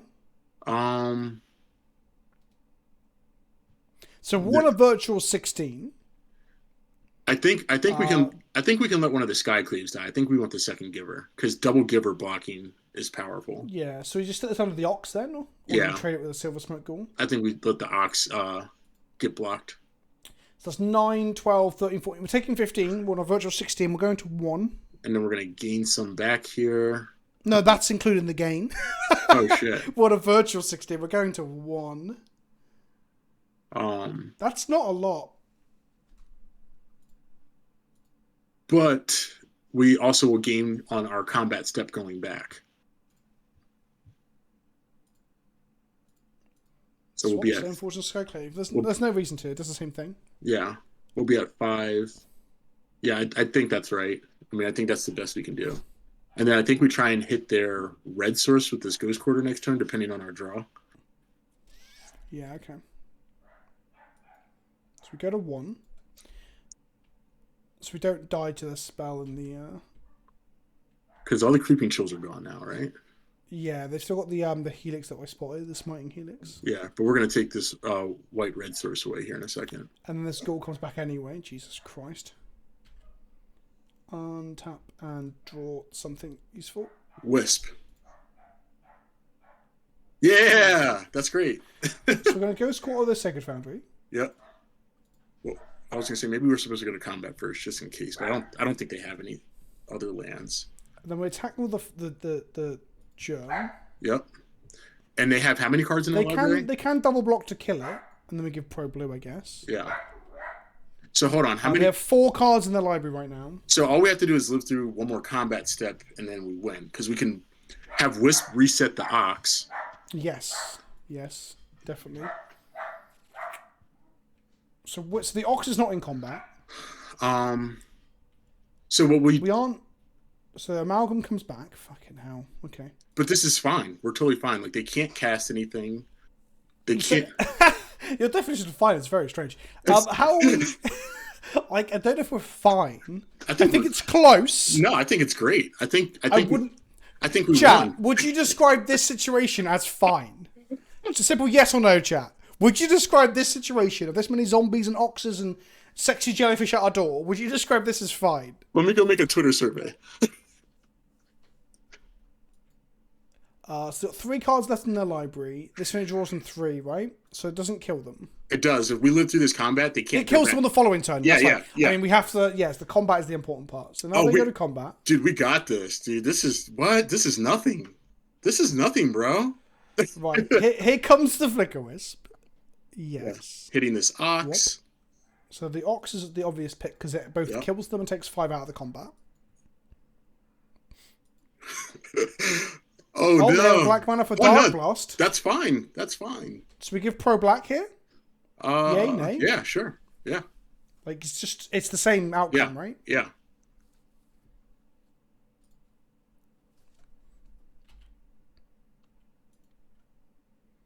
Okay, so with the life gain, we're on a virtual 9. So we just got to block all the biggest power stuff and just hope that the life gain was enough. Hang on, you gone from it's fine to hoping. Right, let's put this in front of this. This in front of this. This in front of this. This in front of this. We're on 9 and we're going to take 6, 7, 8. Oh, sorry. 1, 2, 3, 6, 9, 12, 13. Oh no. That Dark Blast, did that change it? No, it didn't. I do think it's I do think the Giver thing I did early might have been a problem because we would have one more body left over. That was a punt that hurt.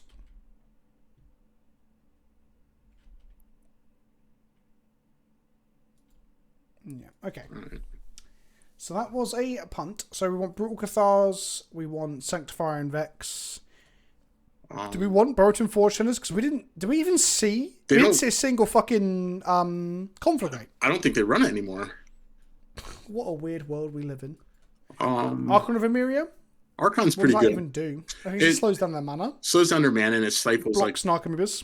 their flashback stuff. Rock Paths as well, right? Yeah. I think Thalia comes out here. I think Farmhand can come out in this matchup. Because, Whoa, like, are you alright? Are you sure? and then it's probably Skyclave. Or no, even Mind Sensors. Duh, I didn't even see those sitting there. Even Mind Sensors can come out. And then, like... We definitely still want Skyclaves, right? Because it just deals with bodies that they've got for... It's weird because you're kind of trading them off for, like, Brutals. And I think Brutal's a little better.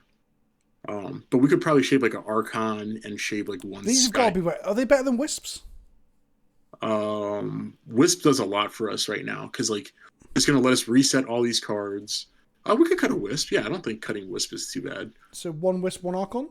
Yeah, I think that's fine. Is there anything else that's worse? No, I think this is really jam-packed. At this, it really is going to boil down to us getting Sanctifier down. Yeah. It's the old, do we have a rip? Yep. There we go. Snap keep. Fucking hell, this is actually pretty good.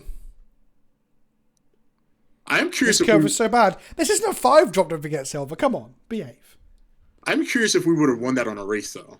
I wasn't keeping track how many turns we had. Like, I don't know if Cauldra would have forced them to, like, be on blocks at some point. I mean, they made, like, 9 bodies on turn 4, whatever it was. I don't know. Maybe. I've got a feeling that we wouldn't have done. But I mean, yeah, the outcome doesn't.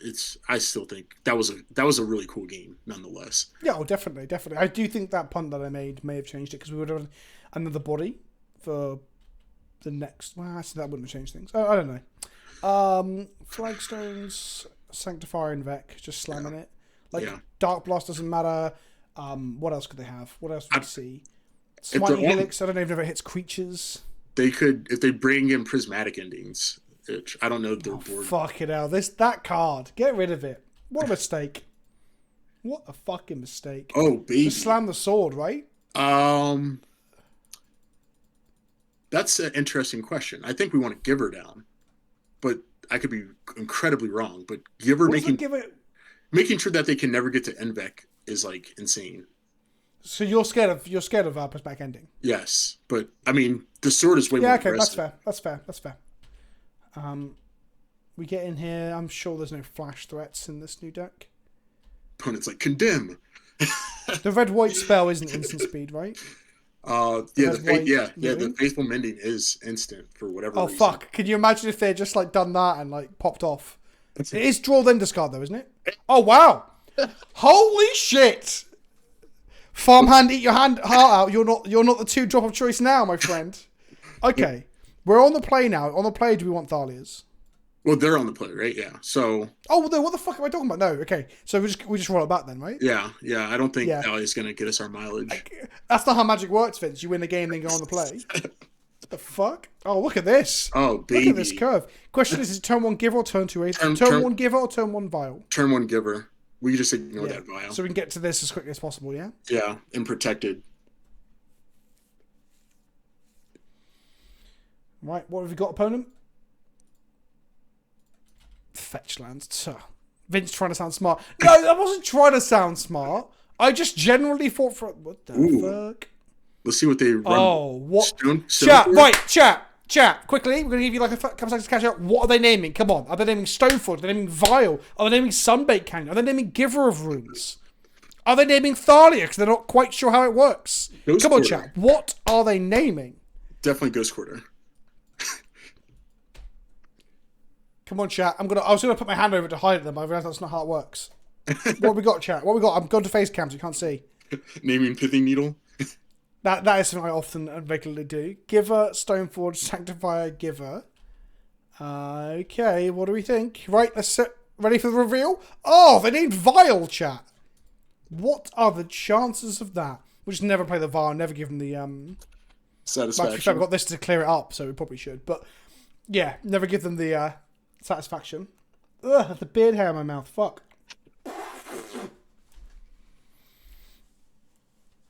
Giver means they have Pirate, Spellbomb, Stoneforge, probably. Well, that's not a bad shout. We could also use Skyclave if it ever got that desperate, but you know. Yeah, exactly. Oh no! Look at them looking insane. Every time. Okay, so now I just go Slam Sanctifier. Yeah, I love it. And then I guess they could have Cosmic's Return in the sideboard. I was like, is this a counter spell? I genuinely thought that was gonna be like a fucking full on Mana Leak or some shit. And I was like, no fucking way. Shit the bed.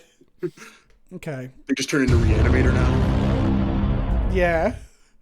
Right. Just put a big Inception sound for chat. Yeah. Sanctifier's going to eat nothing.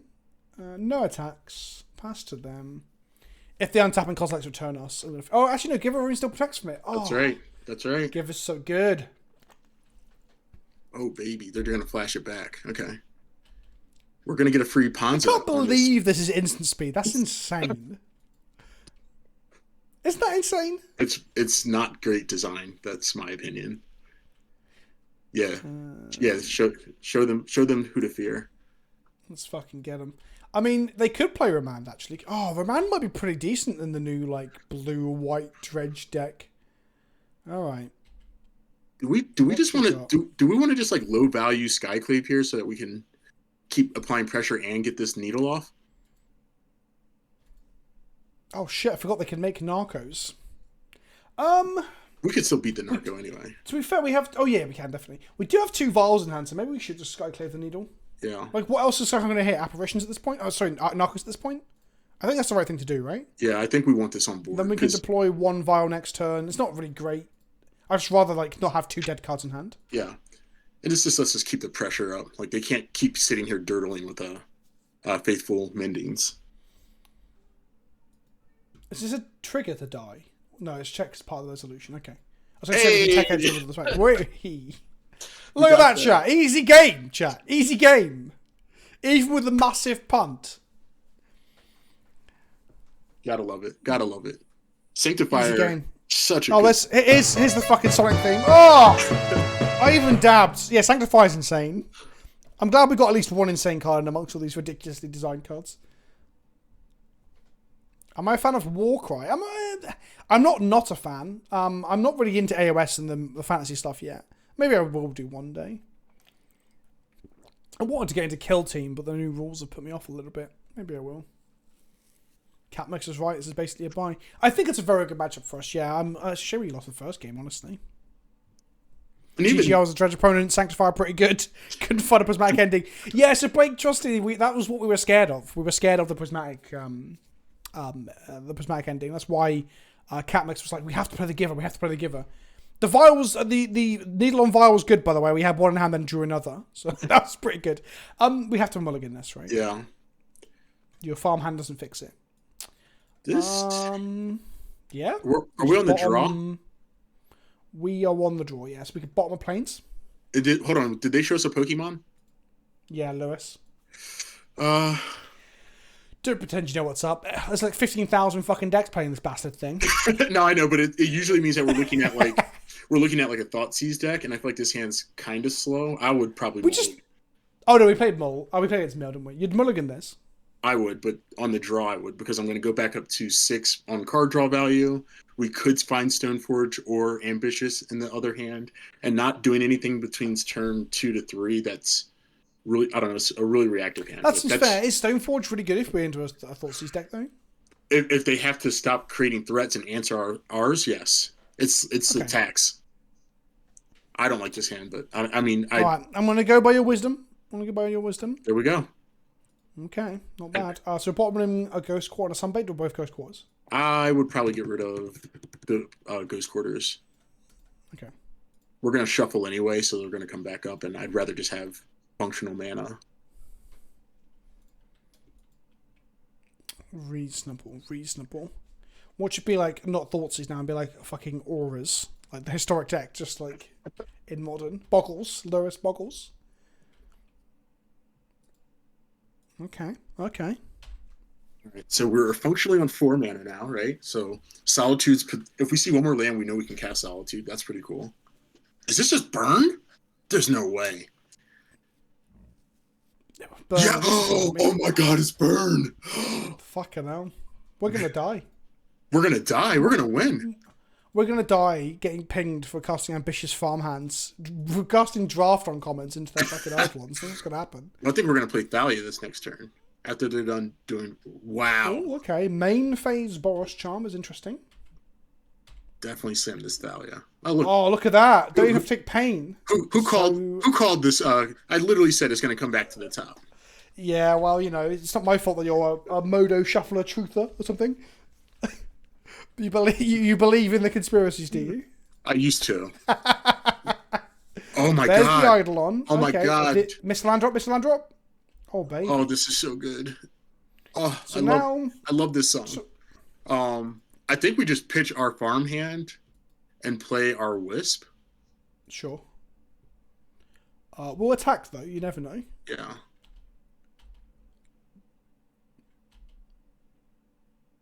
Okay.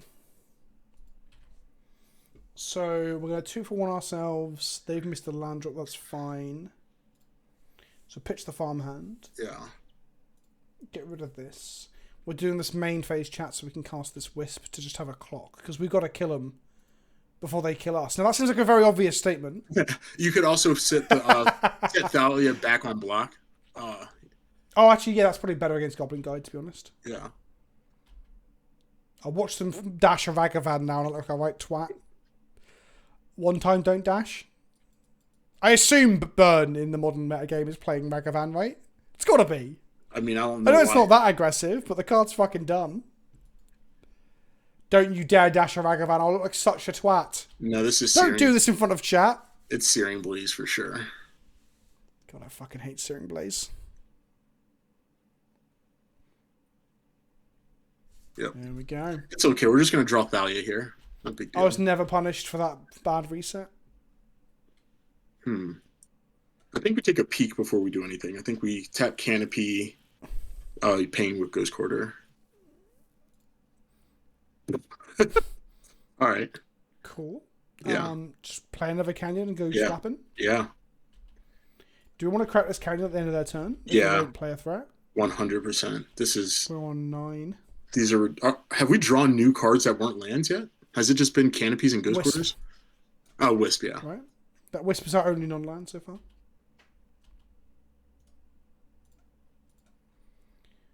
So Fucking hell. I think they have it because they didn't buy Luris. They're just holding up. How many cards in their hand? 4? 4 cards in hand. Yeah. So do we need to blow up their white sources? Is that our only out here? I think we just make them have it. I think we swing, we play our Skyclave, and just try and race.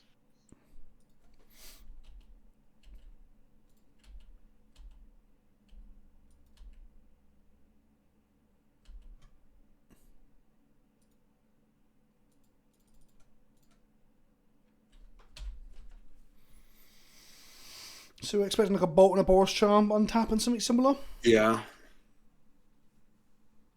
Or it could be like they have Eidolons and can't cast them now. I don't know. Nope. Okay. Lightning Helix our face going to 10. Okay. Yeah, so.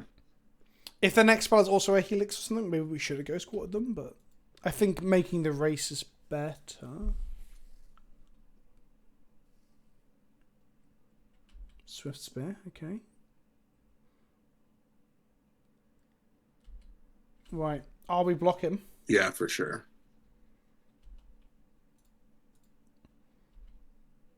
So this is just a 2-life buffer here because they're going to have a spell. What have they got? Boros Charm us? Yeah, jeez. Okay.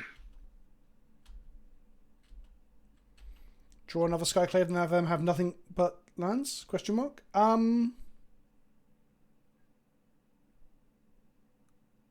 I think we hit them for 3 and then try and start going Panza and use even the block. I don't know. This one's rough. Because there's an option to redraw here as well. Yeah.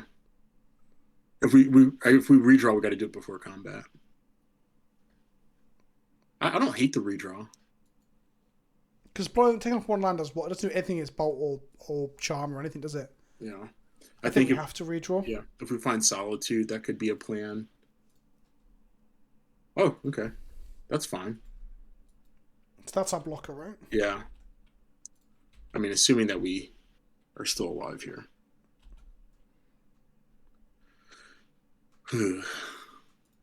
I don't know how the conflict. Yeah, I didn't play music on stream just because of how much of a fucking pain in the ass playing music on stream can be. I'm also not a big fan. Here's the thing for anyone who's new here as well. I've got a moral objection to being like, oh, I'm just taking jukebox donations There it is. to play other people's music, and then I can play when I get told off by Twitch. It's like, well, what do you fucking expect? Like, what do you actually fucking expect? It's so dumb. So we've got some pro-red bodies. That's good. We've got some pro-red bodies that stop burn spells. That's good. We've got removal, which is good. We've got more removal on boltable bodies. How good is this? It's pretty good. I think the cuts here are going to be Wisp and Aben Mind Sensor. Do we also want these Archons? I don't think we need them. I think so. Like Sanctifier and Forged Tin are going to carry a lot of the weight here. And then Solitude, now that we know they're burn, we're going to be able to use really effectively. Is Farmhand part of our cuts? Actually, no. I like Farmhand a lot in this matchup. Because, it's got lifelink on the other side, isn't it? Yeah, lifelink, and it's going to help us get to 5 mana for Solitude and Batter Skulls and stuff. Are we dropping the Caldra? No, I think the card that's cut here is Skyclave. Wow, really? Well, yeah, we're gonna have all this pro red stuff, and I don't think we need the paths. I think the paths can go. And then if we need to bring something back in, we bring in like one Archon, and that's probably fine. So we only have Solitude to remove like Eidolons and stuff. We don't need to remove them anymore. We'll have Forged Tinder and Sanctifier. Okay. I believe you. I promise I don't you. sound very convinced. I haven't completely steered you wrong yet. I've only walked you into a death trap against Dredge, but you know. All right. What is this? What? Fucking hell. Okay. Oh, wow. Very nice. Yes. So bottom of Farmhand? Yes, sir. And we're on the play? Oh, baby. I think you just lead with Giver. Hopefully lure out a burn spell from them. Yeah. the infamous healing salve.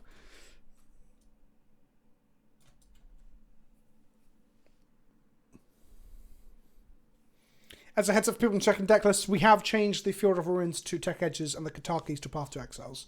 That are the changes that are not on that. 4 times. Yeah, that is a very... I was thinking the Coven isn't the greatest thing here. Oh, the Coven's going to be insane in this game. I promise. No, I meant with different powers. There we go. Healing salve. Oh, yeah. Oh, baby. So we go Farmhand? Yeah. I think Farmhand looks Because it good allows us here. to double spell next turn for certain. Yeah. And also, it's turn 2 and we're on 20 life. I got the wrong planes. I'm sorry, everyone. Can someone next slam punt for me, please? I didn't get the lemon meringue pie one. Fuck. It's okay. This also looks kind of... I don't know if I'm hungry or not, but this looks tasty as well. Is that just me? It's just you. I don't even want to acknowledge what these look like to me, but sure. Like big lumps of shit. Right. Tech Edge. Cool. Lead with Forge Tender into another Farmhand, or do we want the Giver? I would just swing first. Ah, I see. Yeah. You want to see if they try and kill our 1/1 for 2. Yeah. You're right. No one wants to spend a removal spell on this card because it's so bad. But they have to read it too, so it's like, wait, how do you get lifelink? So like, it can be confusing. So I think it's Forge Tender and play the other Ambitious. I mean, it thins our deck as well, right? It thins our deck. Hashtag marginal thinning. Yep, sure. Take 4. So we're on 16. They've done some damage. And now this is like, if we hit Solitudes, we know we can cast our Solitudes. Like, this feels good. We got to get through Eidolon. Like, we don't have to worry about the Eidolon getting in the way. What's a green creature that puts a land in hand? Because obviously a lot of them's put into play. Borderland, is it Borderland Ranger? Oh, I don't know. I'm not used to seeing good cards. I'm sure I played a green card that put a land into hand and a 2-drop slot back when Embargo Rights was in standard. Is it Borderland Ranger? Can someone card it? I'll card it. Card Borderland Ranger.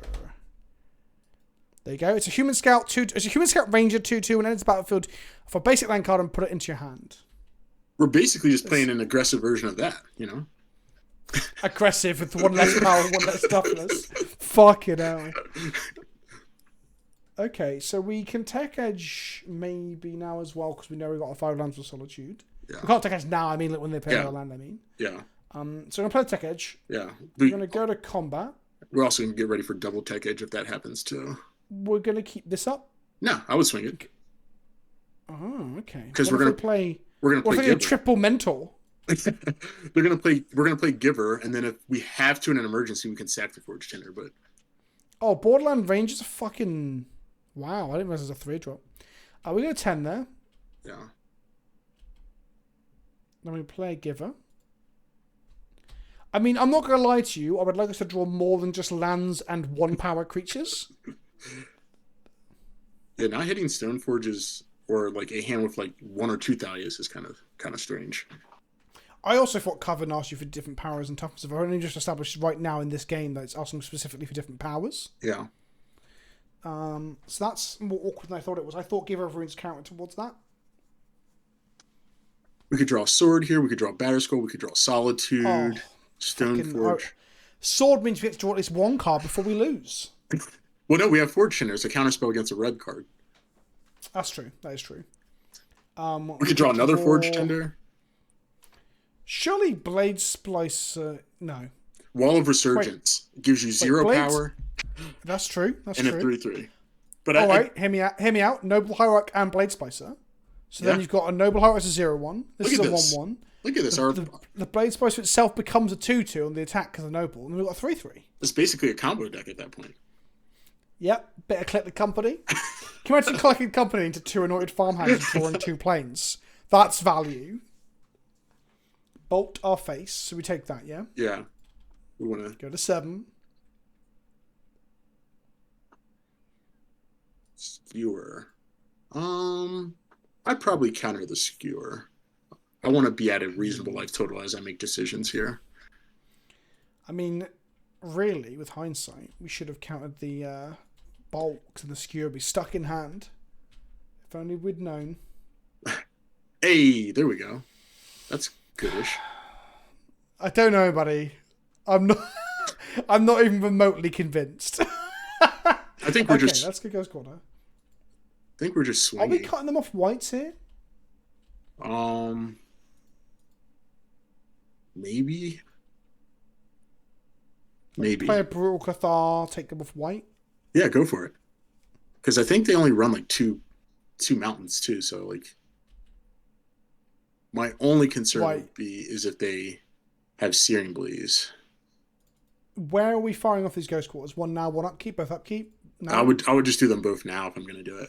In case they, okay. Yeah, I would have done one during the main and then one during the end step. They're not even. Yeah, I mean, do it. I would still just do it. I mean, this takes us off Solitude, but at this point, like, decisions have been made.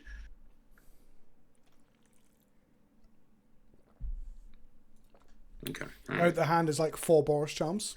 Even though they've already played one, they're cheating. There's 5 in their deck.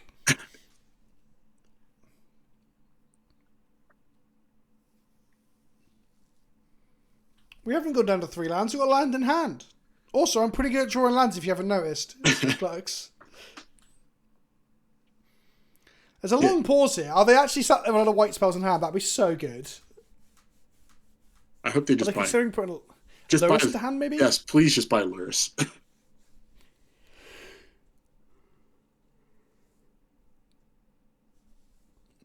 Because they also have to cast spells or we're going to flip this thing into a 3/3.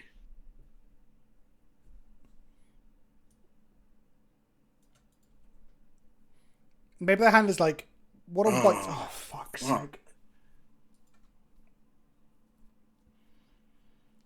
was going to say, what are the white sideboard cards? Like, randomly 2 copies of Rest in Peace or something, I don't know. They could be looking at Prismatic Ending right now. Like, what the fuck am I supposed to do with this? I think the decision point there might have been... There it is. That's good. Okay. It also might have been that they weren't sure whether to open up to Tech Edge, maybe. Yeah. That might have been what their decision point was. I like that right there. Maybe it was wrong to attack with a Giver. Lewis goes into hand. They can't cast Lewis, they haven't got white sources. And we're going to eat this Sunbaked. Yes, yes. You love to see it. And just Tech Edge, fucking Sunbaked. Get out of here with your card draw and shit. I'm not going to swing with this. No, yeah. Now that we have Thalia, I think we. I think that was a mistake last turn as well, knowing we were playing a body. Because if they played a Goblin Guide, that would have also looked fucking stupid, right? We should have. Someone mark it up, chat. Someone mark it up. Okay. They're casting nothing. One of the cards is Lewis. We don't know what the other two are. Right. Drawing a card. Let's get a peek here. Come on. All right. Not exactly what we want, but not. Also, not another land. So there's that.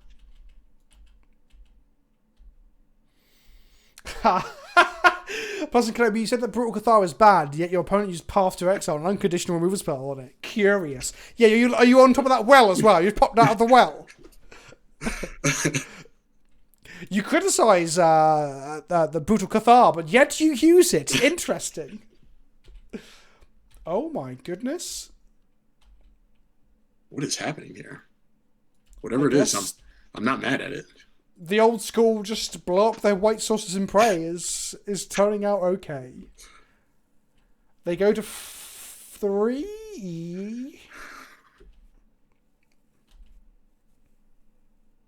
There's no way, right? There's no way to deal. Them to sideboard into 4 copies of Prismatic Ending. I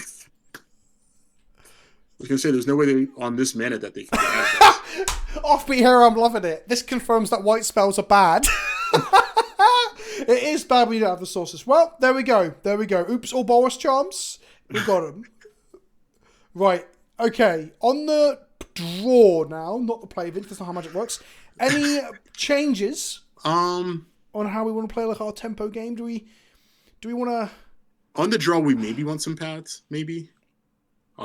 Just so we can kill off the bodies that they deploy. Yeah.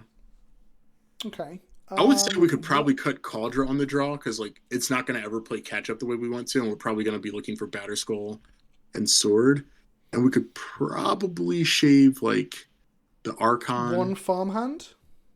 Is farmhand better than the Archon? I know you love this farmhand, Catmix. It looked weird there, but like had we drawn Sword or Batterskull, like we were casting all of our shit, but we could shave one for a path. I don't think that's bad.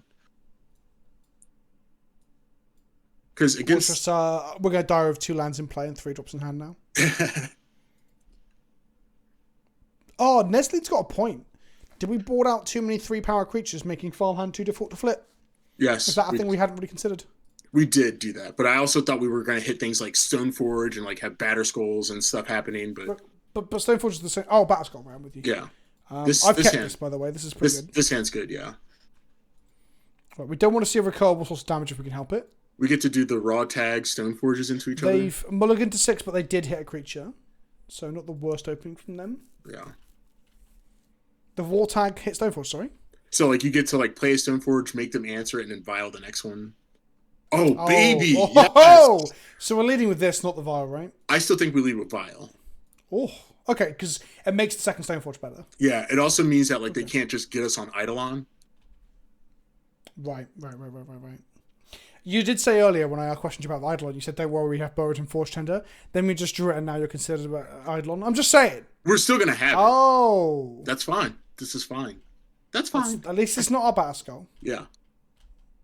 And like, again, the Forge Tender is going to be a counterspell against some of this life loss anyway.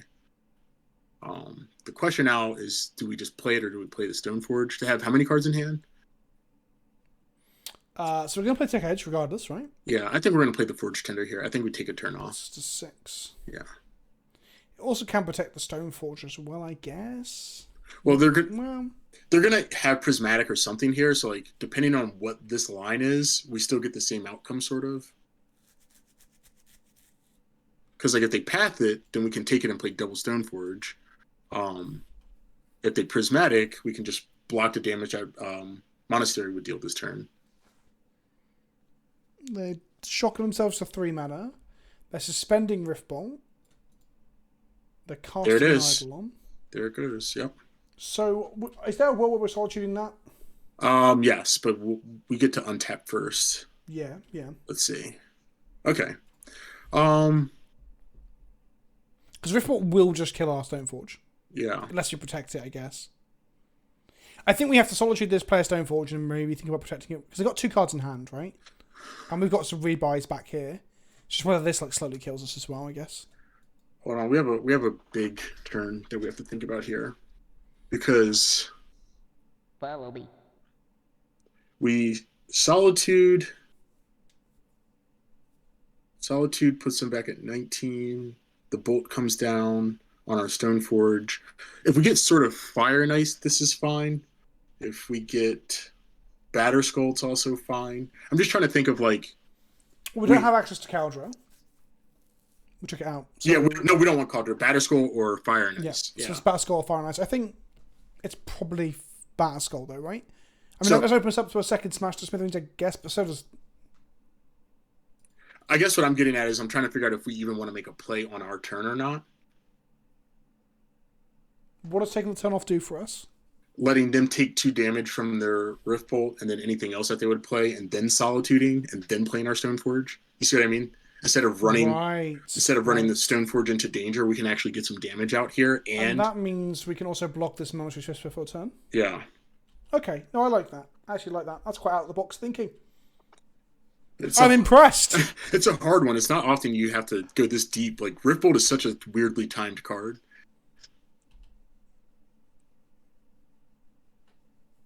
All right. Yeah, so Okay. we at least get them to take 2. The question will be is like if they go straight into combat or not. Right, so they got up to 3 cards in hand. Do they make a land drop here? No, they're going straight to combat. So they're going to attack. We're going to block the Monetary Spear. Yeah. And then we're going to kill the Eidolon. I don't think we want to take another 2 here, do we? No, we don't. 11's fine. 9 is not. So like this. Before damage, we're going to go cast this. Watch this.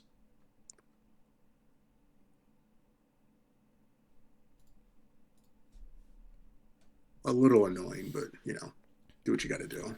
I mean, us taking only 3 so far this turn is pretty gas. Yeah.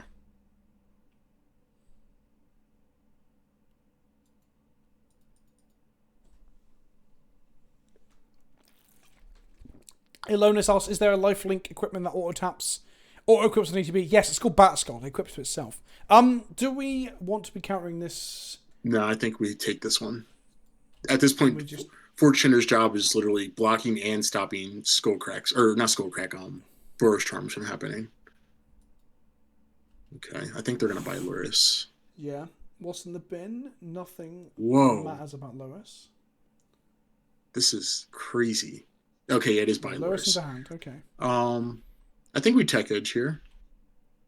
No? Okay. Oh, geez, never mind. This is great. We just grab everything. Right, we're taking 1 damage to do it, though. That's fine. We have the Forge We have 2 cards in hand, and 1 is a Luris. Yeah, I like this. I like this spot. A Batter Skull. Oh, I misclicked. Oh no. Chat, what have we done? All right, then we're going to grab Batter Skull. Well, if I misclick the no now, and like, right, dickhead. Okay. All right, Good all right. chain of events. All right. So as long as they don't somehow draw 3 targeted burn spells for our Stoneforges or our face, we're okay. Yeah. I say we're okay. We still got to untap and play the Batter Skull. Yeah, you sound like me, man. Real hyperbolic. He got me! Chat, he fucking got me. This is fine. Yeah, this is fine as we are -4 life. Okay, so they got Luris in hand, 2 other unknown cards. They have 4 mana available. We have a pro-red blocker that can also counter 1 burn spell to face. So the chances of us dying here are quite slim. We do die to... Oh no, we die to no combination of spells right now. So we do have a turn. We do get another turn. Unless they got some light up the stage nonsense going on, but I doubt it very much. The opponent's probably trying to determine if they can even cast his Luris or not. Because they know we have Sword of Fire and Ice now. Yeah. Yeah, that's true. Oh God! Imagine though if we went down that route of playing Sword of Fire and us attacking them, they don't block with Lurrus or whatever, and then we just die to burn the following turn anyway. Yeah. Oh, burn! But making people's arseholes clench since like fucking 1993 or whatever. We need to draw. When was Sly invented? When was the first Sly deck? Oh, 94? Was that 94? There you go, making arseholes clench since 1994. Dude, I miss Sly. That was a fun time. That was the first IDW deck, right? That was literally the idea of curving. Yeah, that deck was so cool. It was just I wasn't even born then. I'm only 21. It's also just a fun deck name to say, Sly. What are you playing, Sly? Yeah, it sounds a bit naughty. You know? Sounds a bit dirty. What is our opponent thinking about? Maybe they've got a lot of choices to make. Maybe their Panini I guess... just finished pressing. They're just going to go grab it real quick. So here's a question. If they have if they're just 2 bolts, let's just say 2 bolts here. Yeah. And they bolt both our Stoneforgers. Obviously we can protect one of them. Yeah. But then they slap us for 1, 2, 3. Yeah, that's fine. I was about to ask you what do we do, but honestly, I think it's actually fine. It's fine. This is fine. Everything is fine. Yeah. It's all fine. Okay. Okay. We get to just be ready to do it all. So. Is there any world where we need to equip the Sword of Fire and Ice and attack them? No. Because it forces them to block with Lurrus or lose Lurrus, right? Right. I think, if anything, right here, I think we want to tech edge that untapped land. Because we don't need to play Sword and Batterskull on the same turn. I don't know. It's just, right. I don't know. Maybe we don't do anything. I want them to have as minimal chances to double spell in the next turn. So I'd sacrifice. Well, we don't die to double War Charm regardless, right? It just means that we don't have to do it. Like, we don't have to have Forge Tender go into survival mode. I mean, Sliver's got a very good point here, is that we might want to bounce this to Smash the Smithereens. That's another reason to have 5 mana. Yeah. All right, yeah, let's just do nothing. I think there's more upside to protecting the Batterskull than there is to stopping them from casting 4 instead of 5. Yeah, I'm with you, Sliver. Sliver, that is some big brain thinks that I was not thinking about. Let's just be mono white control then, you know? Let's fucking go. Draw land, go. Except there's a fucking 5-minute pause where we talk about like every option. Outside influence. Oh my god. People fucking moan about that shit on Twitter. Do my known. Imagine if Twitch chat was ever useful, eh, Sliver?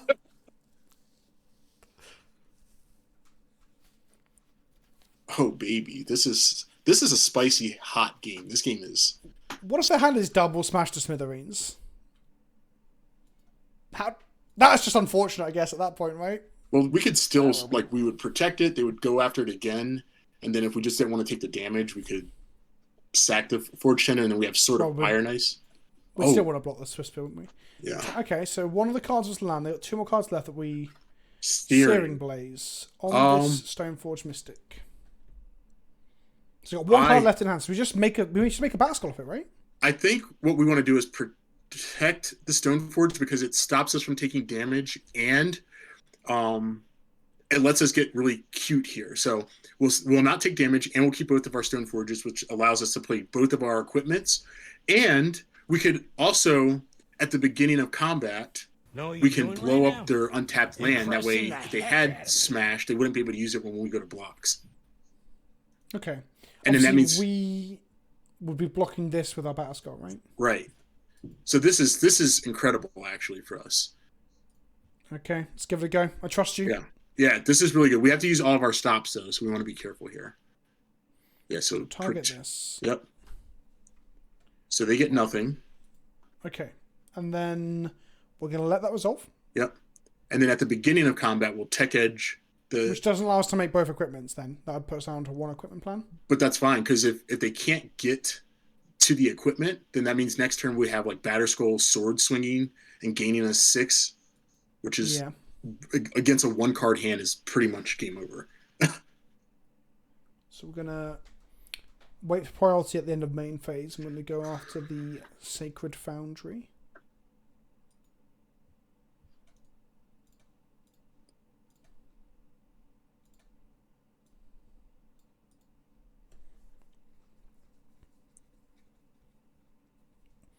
Is this just where they Boros Charm us? Boros Charm give double strike? That'd be fine, because then we would just send a Stoneforge in front of it to block, and the next turn we would sword our way into Fire and Ice and gain 6, and that's like gaining 1,000,000 against burn. Guess they could float mana here, and no, Backgammon does nothing. No, because Backgammon kills 1 Stoneforge. That's not exciting either.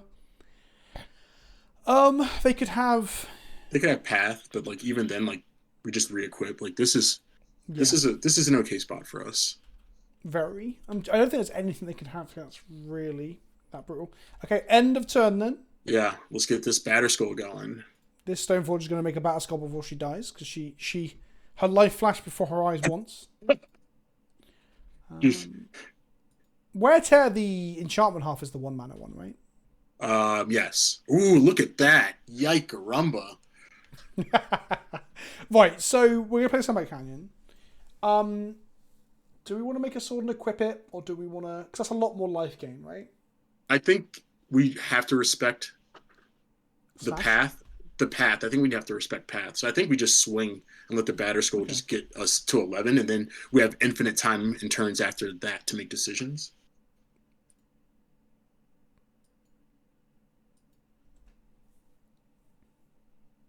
Not to mention, too, like if they do something really bonkers that like we don't like, we can always like Solitude our own Germ here.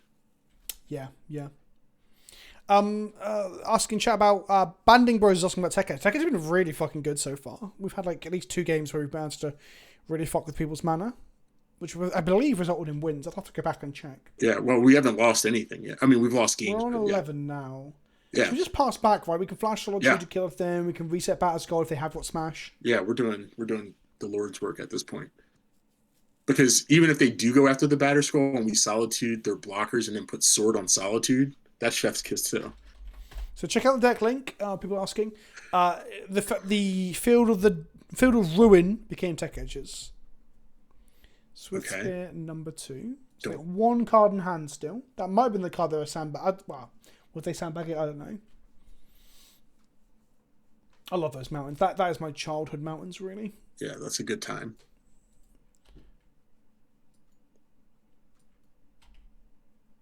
Are you coming in? You coming in? Come in, big boy. Come here, big boy. Who will win? 2 Taylor Swift Spears or 1 Battery Boy? Which is going to make a sword and end step and still hold up mana for the bounce if they have Smash. Yeah. This is not a good spot for burn. Jesus Christ. We're just going to equip to the Germ. Is that playing into path? Not really. I think it's fine. I think it's totally fine.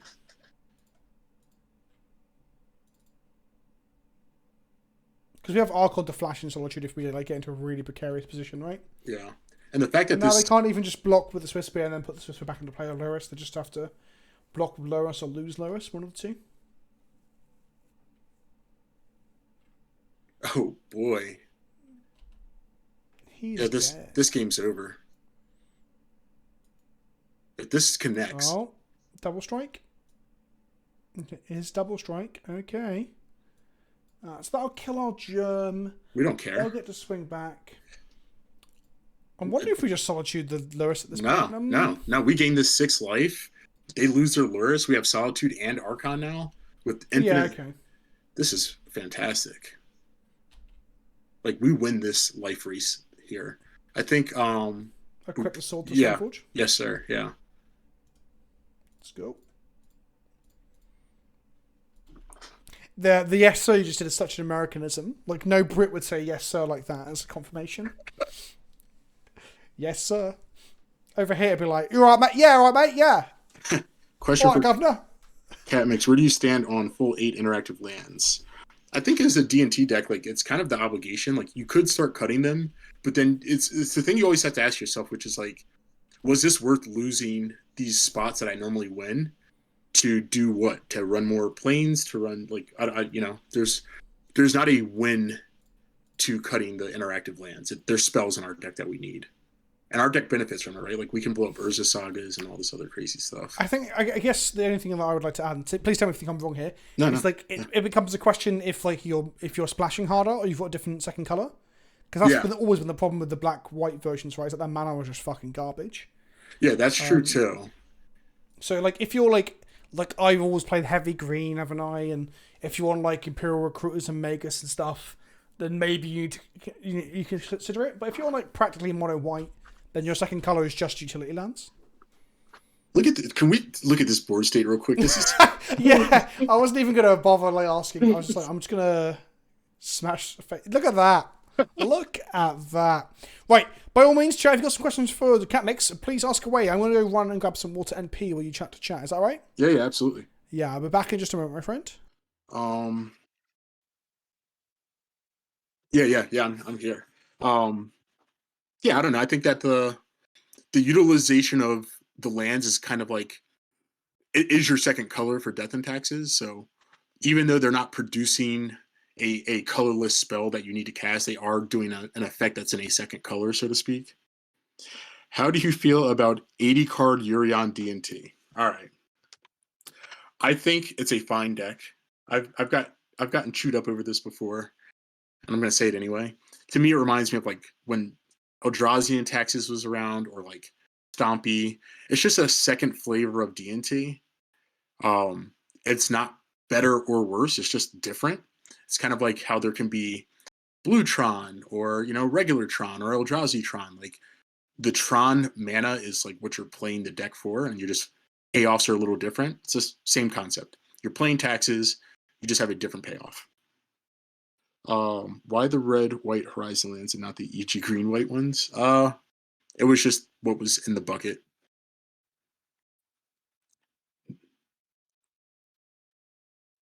When are you going to sip the soup? I'm never noodle taxing. I'm sorry. I might do it in Legacy because again they have Caracas. Yorion looks insane when you can bounce it off of Caracas. Let's see here.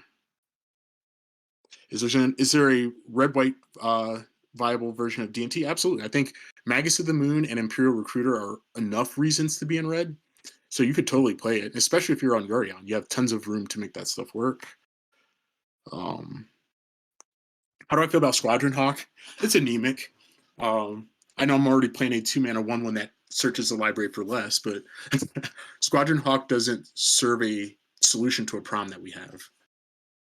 Is Arbiter Times over? Hold on, I gotta take my retainer out. Hold on a second. I've been talking to Vince since I woke up, so my morning routine got all jammed up.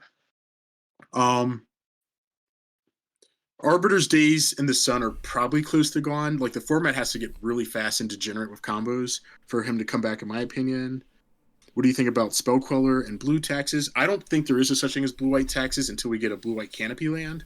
I think that the canopy lands are crucial for second color splashing, and if you don't have that, you can't draw your way out of weird spots. And Sanctum Prelate. How do you feel about off color into color? So like playing Horizon Canopy in the blue white. Is that just a no go? No, yeah, because I think there's two types of splashing. There's like true dedicated splashes, like what you were doing with green white, but then there's the micro splash where it's like one or two of your cards is an off color, like Night of Autumn or Reflector Mage or Spell Queller. When you have to dedicate an entire mana base to 2 or 3 cards that you might not even see in a game, it affects games that you're normally winning to really have like this harsh effect on your mana. So like Hallowed Fountains zapping you for 2 against Burn when we're not playing a blue spell against them. Like it just gives you spots that you're now losing. You shouldn't. So Yeah. How has the 4 Solitudes been? Solitude's insane. Solitude is the best source of plowshare we've ever seen. It's the best way that we can play. So again, correct me if you feel differently on this. Again, Solitude being able to offset the card disadvantage of Solitude in some way is probably the key to being able to play 4 of it and never feel bad. Yeah. And when I was first like, oh, how do I play Solitude in the decks that I normally play, which is normally with Company, is playing like Company and like cutting your paths and playing Solitude in that slot and stuff. But that wouldn't really feel very good. Obviously, the other way that's very more common, especially in older formats as well, like Legacy, we've seen it be a bit more successful, is playing all the Squadron Hawk variants, because then you get card disadvantage that way. I guess you're doing the same with Farmhand to an extent.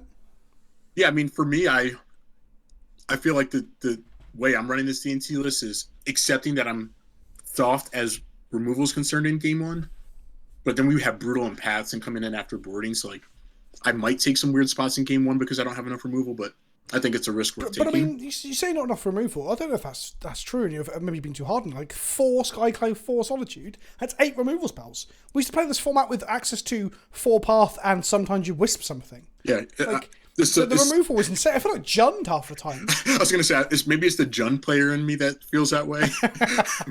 I don't have access to 12 removal spells and 8 hand attack. Yeah. It's got to be too few. This is a shame, isn't it? That's not our brains. I'm going to answer this one last question before we start up. Yeah, of course. Please do. Why Forge Tender over Firewalker? Fury. We got to beat Fury. We can't live in a world where we can't beat Fury.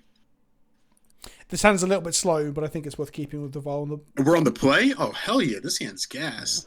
Cool. Oh, man. Do we hide the Tech Edge? We hide the Tech Edge and play Planes, right? Yeah. It's so weird playing with Tech Edge again. Follow me. It's kind I of don't even know where my FNM foils are. You better find them.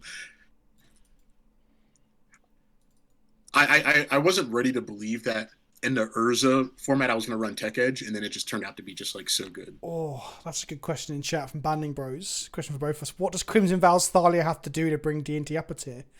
Oh, hopefully not be blue-white. I'll be so fucking annoyed if she's double colour. I don't hate it from like a thematic lore perspective and all that shit, but I don't want her to be only playable in like one version of D&T. I really want her to be white so that she's playable in other versions. You know what I mean? I think she's going to have to ascend into Planeswalker territory. I think she's going to have to be like a 2-mana Planeswalker. Oh, is that not going to ruin? Oh, if she's a 2-mana Planeswalker that has a static text line of like tax the opponent's spells. Whoa! Like we just get more copies of Thalia that we can't vial. Yeah. Can you imagine it? I'd have no problem with it. I would be all about it. Like, it doesn't even have to be so absurd. It just has to be enough where it's like, all right, well. Okay, here's my just like out of pulling it out of my arse, not really thought about it, right? She's legendary, she's 3 mana, she has Recruit of the Guards text on her, and she also taxes the first spell, non-creature spell of your opponent's turn. Yeah, there you go, that's it. Sign me Legendary. up. And she should be a 1-1 or a 2-1 or something. And she loses first strike because she's like a mentor. She guides soldiers into battle now. That seems a bit pushed actually, really, doesn't it? Is this burn again? Or could it be goblins? Goblins doesn't play guide, right? I don't think so. Yeah, that's my hot pulling out of my arse right now. And to be honest, though that seems pushed, and I don't think that should ever be a thing, it's no more pushed than Vagavan. Yes. So like, fuck it, right? Let's just go hog wild. Look at Second this. Stoneforge. Yes, let's go. Let's go. They're gonna kill the first one, then we're gonna get to be like, whoopsie. Yeah. They really do travel in herds. We're getting battle skill here. Cauldra, because then that forces them to like go down the path of like, I got to take this offline. Okay, I'm going to allow you to convince me with this game that this is the right thing to do. Like Legacy in D&D has always been my competitive deck, and Battle Skull, man. Although to be fair, in Legacy you often don't get Battle Skull against Burn because they just blow it up, and then so you get jit. But that's not. Whoa! What is happening here? What is? We're going to draw 2 lands off this, and we're going to love life. These are our farm hands for the game. You ready? That's right. Come on, baby. What we got? Giver? Giver of Runes. Okay, we don't hate that either, though, do we? We're still taking Vol up to 2, though, without known information, right? Yeah, because we're still going to be able to. I mean, that's assuming that we're assuming the Stoneforge is going to die. Yeah, I'm assuming this is a bolt. What is? I was going to say, dude, they're playing with fire. So, just out of interest, if it had survived, would you have wanted to play this and hit them, or play this defensively? I would have actually vialed in the second Stoneforge, got Batterskull mid combat, and just blew them out. Okay, fair. But yeah, interesting spot here is I don't know that we actually play the Giver as much as I think we just play Skyclave and take one of the Goblin Guides offline and then be able to block the other Goblin Guide. Yeah, okay, that's fair. Because otherwise, like, our Giver, we don't want blocking, and Stoneforge definitely isn't going to block. Yeah, definitely. I guess in some ways it kind of plays itself, right? Like it forces our hand, because we don't want to do that. Although, again, kind of like last game where you like said take a turn off, and I was like, are you crazy? Like there was out of the box thinking where like, this might be better on the following turn, but this appears to be budget burn, if anything. Which is wild considering we're like 3 or 4 and we're playing against Mono Mountain Goblin Guide. Like, what year is this? Our red sideboard cards are coming in hot, though. Fucking hell. Mismatched mountains, yeah. I wonder if there's something weird up here. They're going to play like a Burgee in a moment, start storming off. I'm like, what the fuck? You haven't expected this trap card. How much is Goblin Guide now on Cordian? Because in my head, Goblin Guide would never not be a $25 card. It's Goblin Guide. Like I didn't we. What was the new version that we got? Like Wave Runner. Stoneforge on top. Another Stoneforge. Oh, yeah, another Stoneforge incoming. What the one? Do we want to shuffle that Stoneforge away? We're going to anyway, aren't we? Yeah. Well, yeah, they didn't they show us a fucking goblin that like whenever it hits the opponent, you bounce a land back to hand. Yeah. Some like tempo negative type bullshit. It's like was it not Slash Panther? Scythe Panther. So this is it's literal goblins. Okay. Okay. We played with a little too much respect for our opponents, but there's no Muxus in moderns, and there should be backing black if they're playing actual goblins. So this might still be not. I'm not disrespecting our opponent at all, but this still may be a budget deck. Yeah, no. What I mean is like I'm sitting here trying to play around like bolts and all this other stuff. Like now the removals, Tarfire, Goblin Grenade, like. Oh fuck! We're talking about goblins. This might actually be 8-whack. Yeah. Yeah. Oh, this is not goblins, but 8-whack. Okay. Oh baby, here it comes. The post-combat Legion loyalist. End of turn then. Yeah. We're gonna make this. Get a little batter Scully action. Now, do we take this vial up to 3 or keep it on 2? No, because we need to run another land for the sword to work, and that's not what we want to do. I think we tick it up, right? Like, yeah, we've already seen 3 Stoneforges. Yeah, our 2 drops aren't more important than our 3 drops. Like I was thinking like Thalia maybe, but I think that we would still rather be prepared if we saw Whisper Skyclave. Okay. All right. Okay. Well, that's interesting. So play a giver? I'm not sure. I don't know if we're supposed to just redraw here and see if we find something and just hold the batter skull up. Because I'm not sure that they can actually. Are they just gonna Ember Cleave us and kill us? That's what I'm scared of. Well, Something ridiculous like that. What does the giver do? That's what I'm saying. Like, don't we want to find a Flicker Whisper Skyclave then? Yeah, but I'm not convinced. This is not the way you should think. I'm not convinced that this redraw is not going to be another land. Oh, we still got a Batter in the tank. That's 3-drop. Come on, baby. Huh? Oh! It's almost a land. Okay. All right. So this pumps goblins front ends for 2 mana. And then if their target creature's power total 6 or greater, create 1 goblin. It's 3, 4, 5. So if they have another hasty goblin, they can do that. Embercleave isn't that scary yet, if that is what the deck is up to. If they play a Lord, it's not that scary either. None of these things really fuck Batterskull up. I guess if they randomly got, like, if we make a Batterskull in combat and then on the second May they play like a Tuk Destroyer or whatever the hell it is. Do you know what I mean? If there's some real random utility goblin. Oh, not Tuk, it'll be the Goblin Street. 10th Street something? Is that no, it? Mate, that's like Legacy 2004, buddy. That's like a fucking replica card. I'm talking about the 2 mana one that taps you activate to destroy colorless or legendary permanent or some shit. Raider Maker. Oh fuck. Thank you, PYT or Demo. We can't block with Batterskull. We can't block with Caldra. Fuck. That is interesting. We should have got 4 to Fire Dice. Okay. I don't think I've ever really had to acknowledge the text box on Legion Loyalists. I've had Legion Loyalists not trample over, but go through my Lingering Souls before. Now, does this say him or all creatures? All creatures you can... When you attack, at least 2 other creatures attack. Creatures you control gain first strike, trample, and turn to turn. Can't block by creatures this turn. Alright. Well, it looks like we're going to survive through it anyway. They're out of mana. I wonder if there's a world where we block this with Stoneforge to get it off the fucking table. And then make a Batterskull. Yeah, I like that. It also incentivizes him to improperly use his Mog Fanatic. But they might not even swing. Maybe they forget that text as well. Are you ready, chat, for everyone to forget that text? Oh my god! That is so fucking... That's unreal. I think our opponent also forgot the battalion text, because it never ever comes up. It never ever comes up. Oh, fucking hell. Oh, the first strike. Yeah, this having first strike after. It also gets first strike and trample, by the way.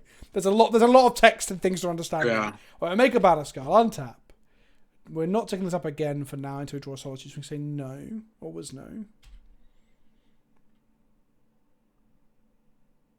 Hey. Bastards. But never mind. It's fine. It's fine. Yes. It's fine. It's fine. We get to exile this, but we can't trigger on the stack as a problem. Well, I think we play Cauldra first and swing with Cauldra We just hit them with the Cauldron, yeah? and the Batter Skull.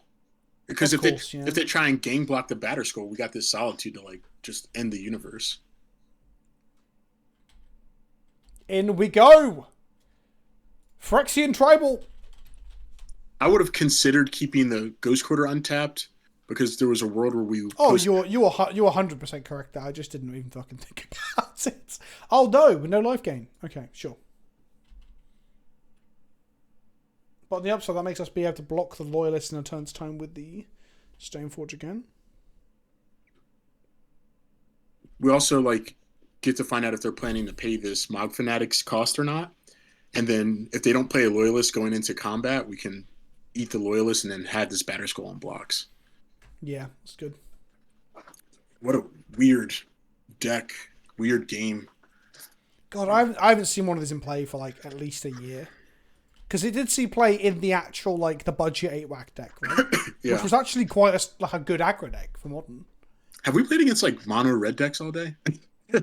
No, what did we play against? We played against Mill, Burn, this, and... Dredge. Dredge, that was it. I was just saying, we've been bringing in red cards a lot. Because Dredge has removed so many red cards, or the other decks are playing more of them to make up for it. Yeah. That's what it is. Everyone's like, don't worry, we'll carry the torch. They have lethal if they have a land. I don't think they do. Where did we see lethal? We're... Oh, okay. Goblin Grenade. That's good. Wow. Okay. Interesting. That's fine. We don't want to solitude our own token here, do we? I don't know. No, if we have They to attack, they pump, we go 1, 2, 3, 4, 5, 6, 7, 8. We hit 8. I think we could always solitude our Cauldra if we need to, but Oh, hang on, no, it's not 8. 1 plus 3 is 4, 5, 6, 7, 8, and then make a token 9, 10. Oh no, but a token went to the +1, it'd be 9. So we let that go? I think we let it go. Cool. So solituding the Loyalist doesn't do a whole lot now. I wonder if we solitude this fucking thing. I'm actually wondering if we just try and save up our Vial to 5, cast this Solitude. We could also like find a Wisp and reset the Batter Skull. We're taking 9 this turn if we... Yeah. Yeah. So... Well, hold on. This Illusion's not a Goblin. Goblins you control. Yeah. That was the math I did. So 3, 4, 5, 6, 7, 8, and it makes a 1/1. It's 9 damage. I think you're right. I think we take the Battlecry Lord. I don't think the Loyalist matters that much anymore. Because we're not going to be able now. to... Yeah. Yeah. We should have done it before they gained an extra life, but I don't think it matters. Yeah, oh yeah, we should double throw on that. You're right. We just need to find... If we lose by 1, then we know why. Yeah, Wisp to reset Bat's got to be gas. Yeah. So now they get to get us for 5 at best. Which we can rate. We're racing still at this point. Yeah. They have 1 card in hand. Loyalist gives them trample. Who cares? Sure. I mean, Stoneforge blocks the Loyalist next turn if they don't have anything to stop that from happening. Untap. Trigger this Vial. We're not ticking up again. Hey, there we go. That's perfect. That is pretty good. So we play Farmhand, get a Plains, and play the Giver. Yeah, and then we can actually flip the Ambitious. We have all of our different... Or no, we don't. Not yet. But any one more creature allows it to flip. At 2 power or 3 power. And we're also like at a spot where we could potentially just find another land and put Batterskull on something. Yeah, exactly. You don't need to draw lands when you draw Farmhand. That is true. That is very true. But we're swinging with a Cauldron, right? Because we ain't blocking this turn with it anyway. Yeah, there's...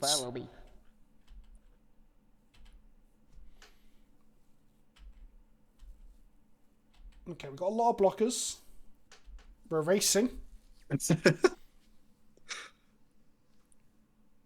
Maybe Legion Loyalists is a good in a world where there's like Stoneblade and D&D decks playing Phyrexian Germ equipment. I'm not in the same world where they're playing prismatic endings and shit. But I mean, everything dies to that, buddy. Like, dice removal is not an excuse. Come on, Catmix. Oh yeah, you have a whole like podcast about that. Whoops. Yeah. I mean, if we untap here, this is really good. I imagine. Yeah, I think if we get... I mean, we must get to untap. They got one... They just played a land. Okay, so they played a land. So they're down to one card in hand. Let's say that card is Goblin Grenade. We survive. Yeah. Let's say that card is a 4-mana Planeswalker or some shit. We probably survive, right? Just I guess Hero of Oxidridge would be bad for us. Or Hellrider. They just got As a heads up, I'm saying these cards not because they're played on modern, just because I'm trying to think of what 4-drops could they play that are wild. You know, like fucking cube staples, like Koth of the Hammer. Yeah, Cosmic. Oh, that would be hilarious. That'd be so good. I wouldn't even be mad. I mean, I don't think we even died to it, but I wouldn't be mad. Oh man, what is this last card? It's got to be like a grenade or something because they're trying to figure out like where the value. I'm on Hero of Oxidridge here. No, Hellrider. Is this a combat step? There's no way. Please. You said that about Burn. We played Burn. Chat. Sometimes there is a way. Chat, I'm gonna cash it in one time. Give us a land off the top. Send your energy into the chat. What if we draw a farmhand?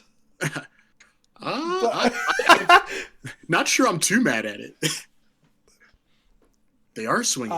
More hardcore wants to know how this deck fares against 4-color elementals. With all the removal on the board, it gets a little bit better, but it's a rough matchup for sure. I think we do block everything here for Goblin Grenade. I think we have to be blocking. Sorry, farmhand. Yeah.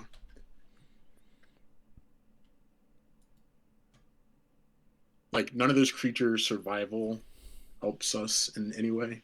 Yeah, there it is. Oh, the Stoneforge to keep the Loyalist alive, okay. And that was their last card, right? Yep. All right, land one time. Send us your energy.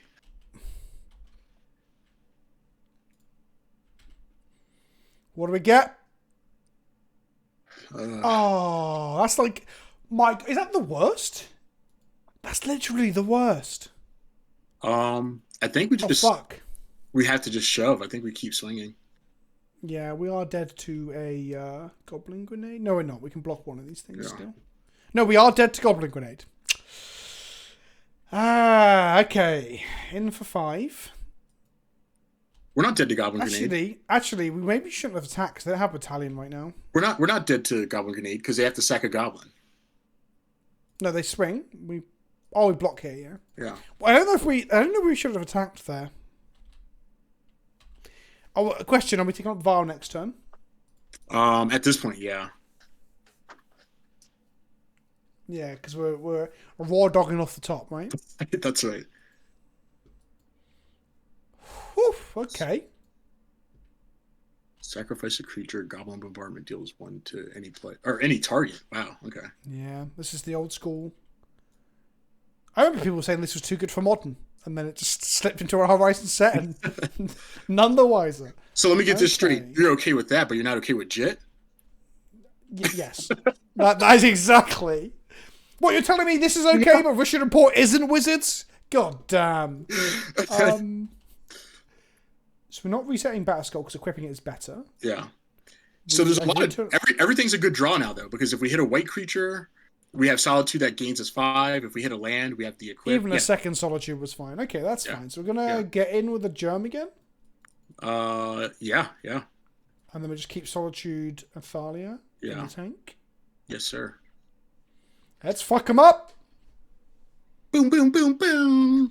They can't even block and then ping us because they just take the full amount. Well, they can do that, but I'm just saying they take the full amount. They could try and get Giver offline if they really wanted to push for it.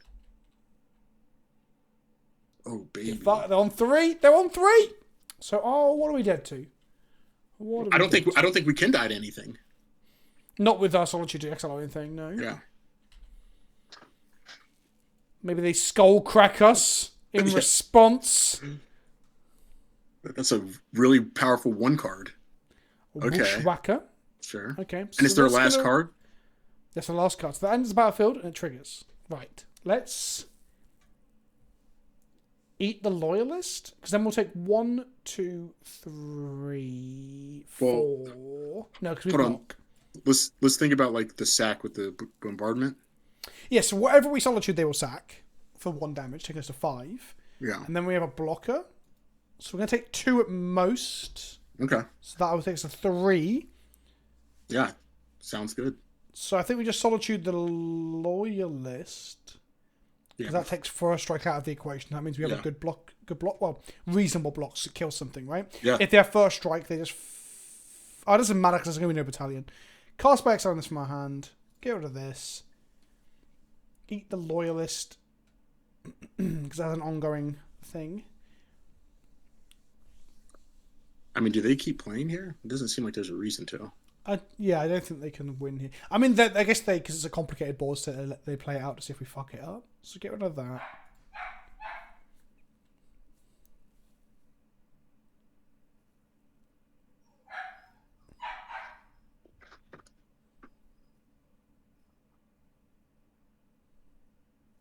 You love to see it. Okay, they bombard us. Cool.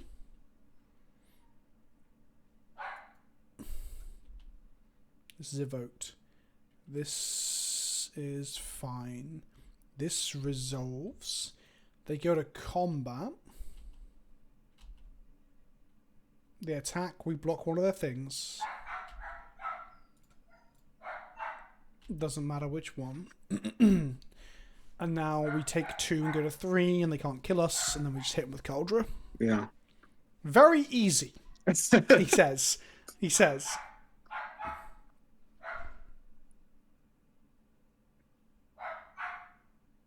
Is my dog going mad? Is my wife back? Okay, cool. Post board, I feel like we've got a very good matchup here.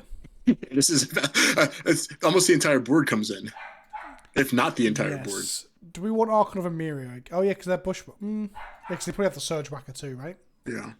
I think in this matchup, Evens come out, Wisp comes out. I mean, yeah, Wisp is embarrassing into Goblin Bombardment and first striking X1s. Holy shit, dude! Do we just cut vials now? Maybe. Because at this point, I think I feel much better having like just natural creatures on curve and not taking turns off. 4 more cuts. We got cut 1 Archon there. I think we could just cut the Archons actually, and then be fine. Yeah, they might even be playing the Surge Whacker. Like, will they bring in Smash? Probably. I think we could probably just another farmhand. Yeah, that could be fine. Yeah, that looks awesome. Okay. Holy smokes! Thalia's great. Thalia's fine. Thalia's fine. Probably better than any of the other things we just cut. Maybe 1 Thalia for 1 area. Maybe, I don't know, but I guess the mod fanatics is what we're concerned about there. And that's true. bombardment. And the bombardments. Yeah. So actually, yeah, we probably should have done that. This is close to being real good. I think we keep Do we this. keep this anyway? Yeah. We'll draw another white source or a farmhand. In fact, farmhand was probably better than Thalia.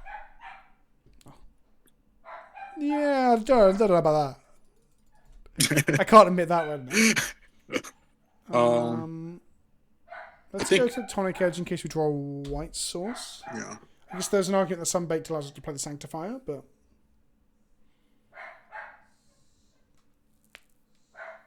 let's go draw planes off the top.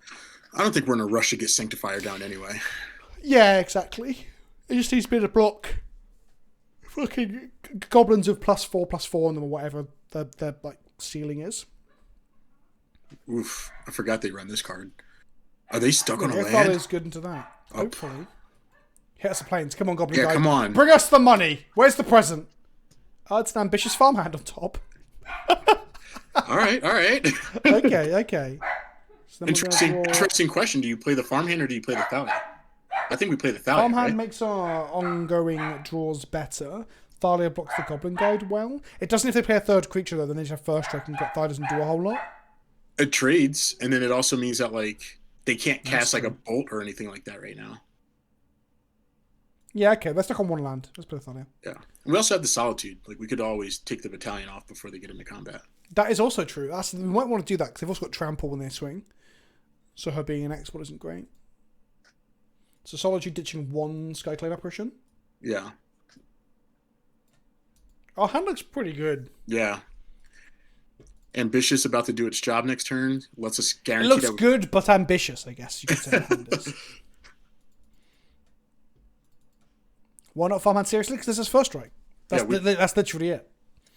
our opponent's already stuck on lands, and we're going to get out of being stuck on lands right now. So, like, that was the one thing we did not want to see. I think it's okay. This is basically like a net neutral's turn still, right? Yeah. Unless you go land plus another spell now, but that's fine. Let's see if they give us a land. Planes on top. Let's go. One fucking time. Yeah. Yes! That's our we've been hit by like 4 Goblin Guides this league, and it's the first land we've got. A power plane. And some of those Goblin Guides hit us multiple times as well. So we go to 12. We're going to untap. Oh, baby. Oh, wow. Okay, so Sanctifier, right? 'Cause it's just a permanent blocker they can't deal with. I think so, yeah.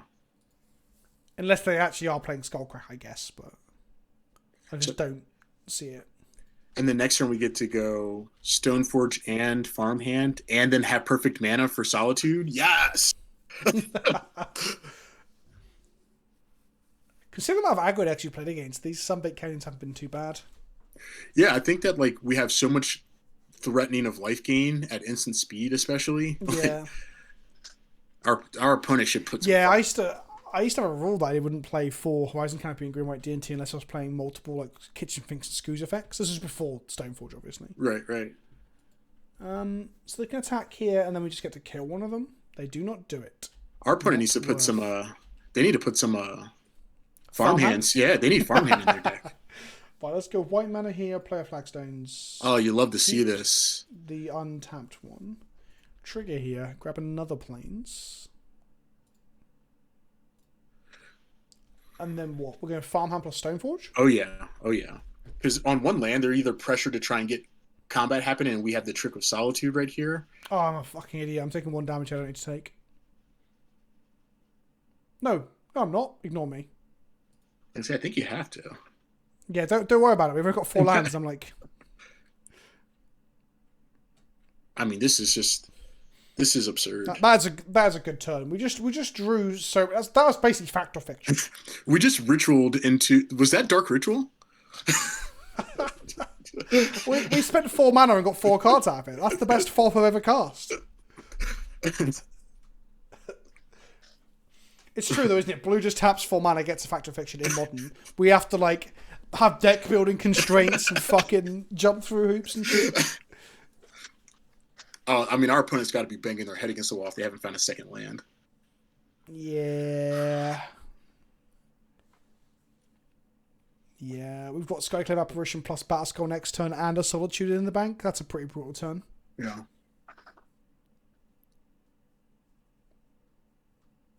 To see how I didn't even ask you, I just went to Batterskull. You're probably sat there thinking, why did you not get colder again? I'm like... No, this is like... Witching Low, 110. This is like, I gotta tell you, I kind of feel like I need a glass of wine after watching all this, man. This is delicious. What, because the salt of our opponent, perhaps? Yeah. Do they get in here? There's no way. Go for it? There's no possible way. I was gonna say that's a really dangerous combat step to try and have. So Okay. do we just do Skyclave and Batterskull this turn, and then I think yeah, like there's no reason not to, right? Yeah. We also now can flip. No, we can't. Oh. We can with the Batterskull. We will be able to next turn. This thing, God, dude. if we flip this once in one league, I'll be happy. We did flip Leave it. the Goblin Guard alone. Get rid of the. Did we? Yeah. Oh, yeah, we did. We did. I'm gonna get rid of. We've got a pro-red creature, so I'm just going to try and make my way through these Legion Loyalists. Yeah. So our Batterskulls are better. Oh yeah, we can also just Solitude the other loyalist. Yeah. And get our Batterskull to block. I mean, our opponent doesn't realize that's how it works, but because we didn't Left it either. for combat. They got a second land, taking the Monk War Marshal, I So assume. like, thank God, finally. Or a Bushwhacker. It's Bushwhacker or War Marshal. I would love a bushwhacker here because Maybe it's double Goblin Grenade and we're just dead. No, we have Solitude. Oh, we do? God. Yeah. Solitude's ridiculous. It's actually ridiculous, isn't it? Yeah, Solitude is a jacked up card, dude.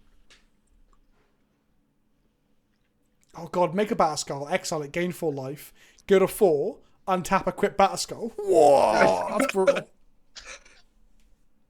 Put it on Sanctifier, just no I interaction. wonder if they're considering it. Right? Because that's a pretty good line if they think we haven't got Solitude. Like, Solitude is our only out to it. Solitude is our force of will for D&T. It's pretty decent.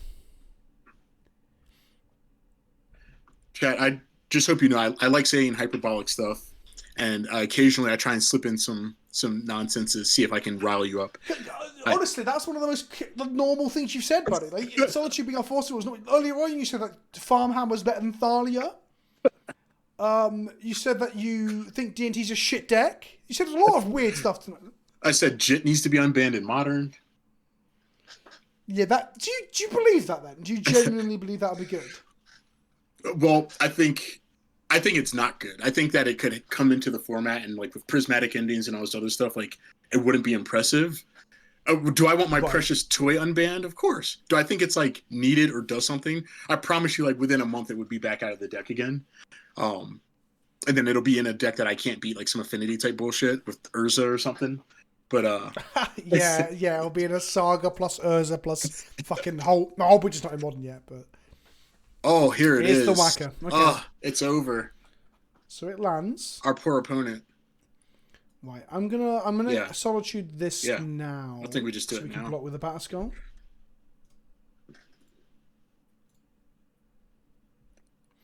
Jit 2 in the Young Dynasty. Interesting. Umezawa's Super Jite. Cyber Jite. If that's you got 16 abilities and they're random, like Davriel, then you've got to go online to find them. Or it could have been like an adventure card and you have to go through a maze and unlock the Jit. You get a token that's a Jit, That'd be cool. You have to hack. Or maybe we're going to dungeons again, but it's like cyber hacking, right? Yeah. That'd be nuts. That would be wild. I mean, they can't even swing. This game is over. That is a really frustrating turn for 8-Whack to like whack your bush and then just be like, well, pass turn.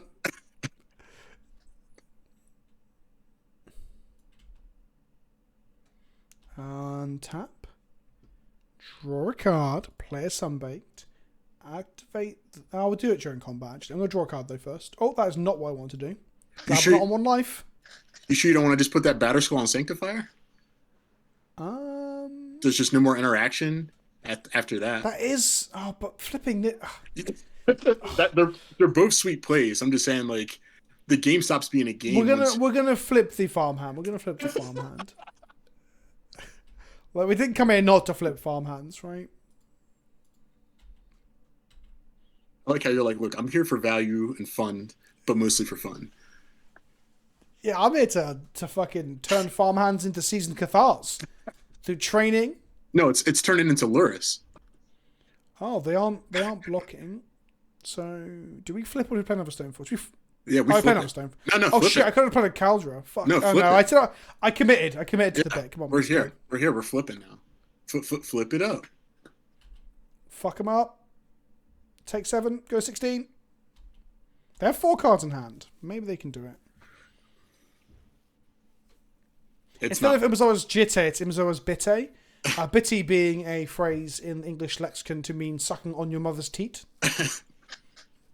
Would you like a bit of bitty? Mm. Dude, this farmhand, come on. You haven't seen anything as sexy as that, dude. I still don't know if we could just play a better 2-drop. I don't think so. Like, how is that better than the Jotun Grunt?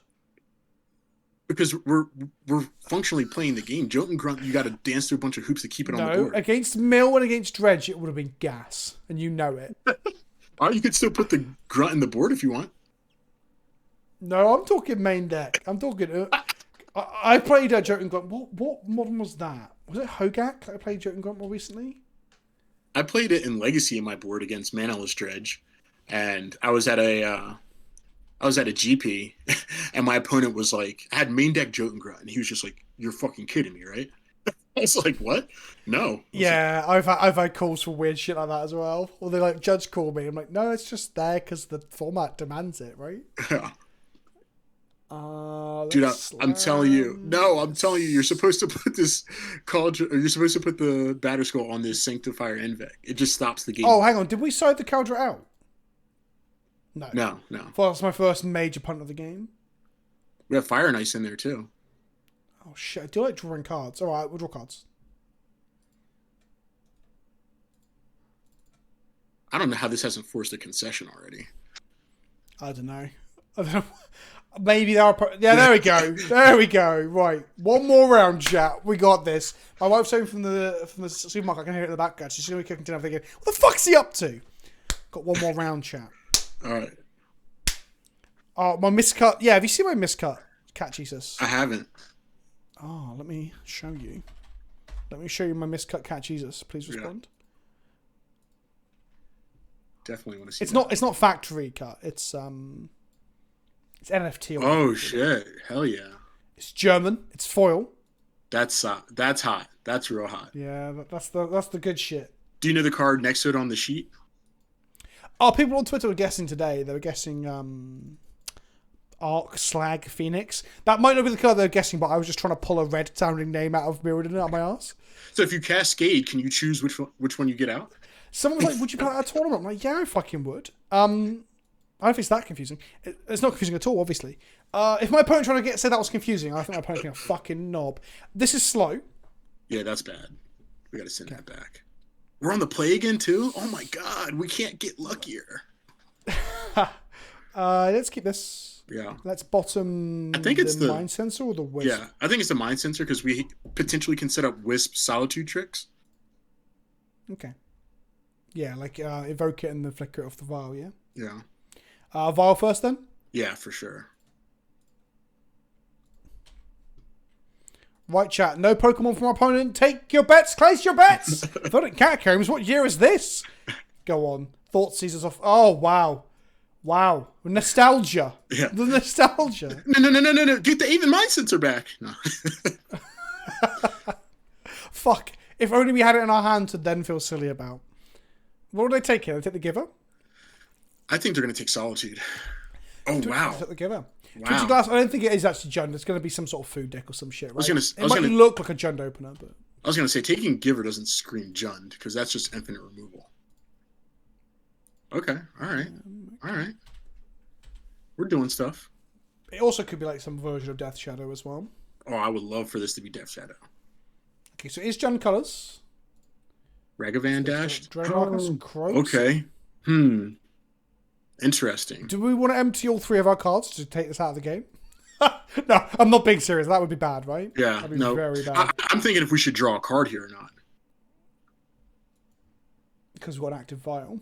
I think we just let them... If they untap next turn and K command this, though, or yeah. K or some shit, I'll be... I think we let them have the Skyclave, I think. You reckon?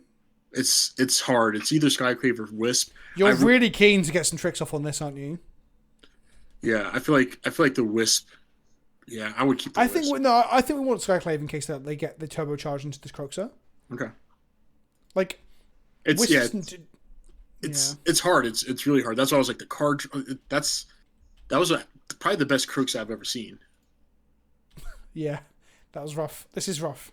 Oh, never punished. Never didn't have the Flicker Wisp in hand. Cool. Okay.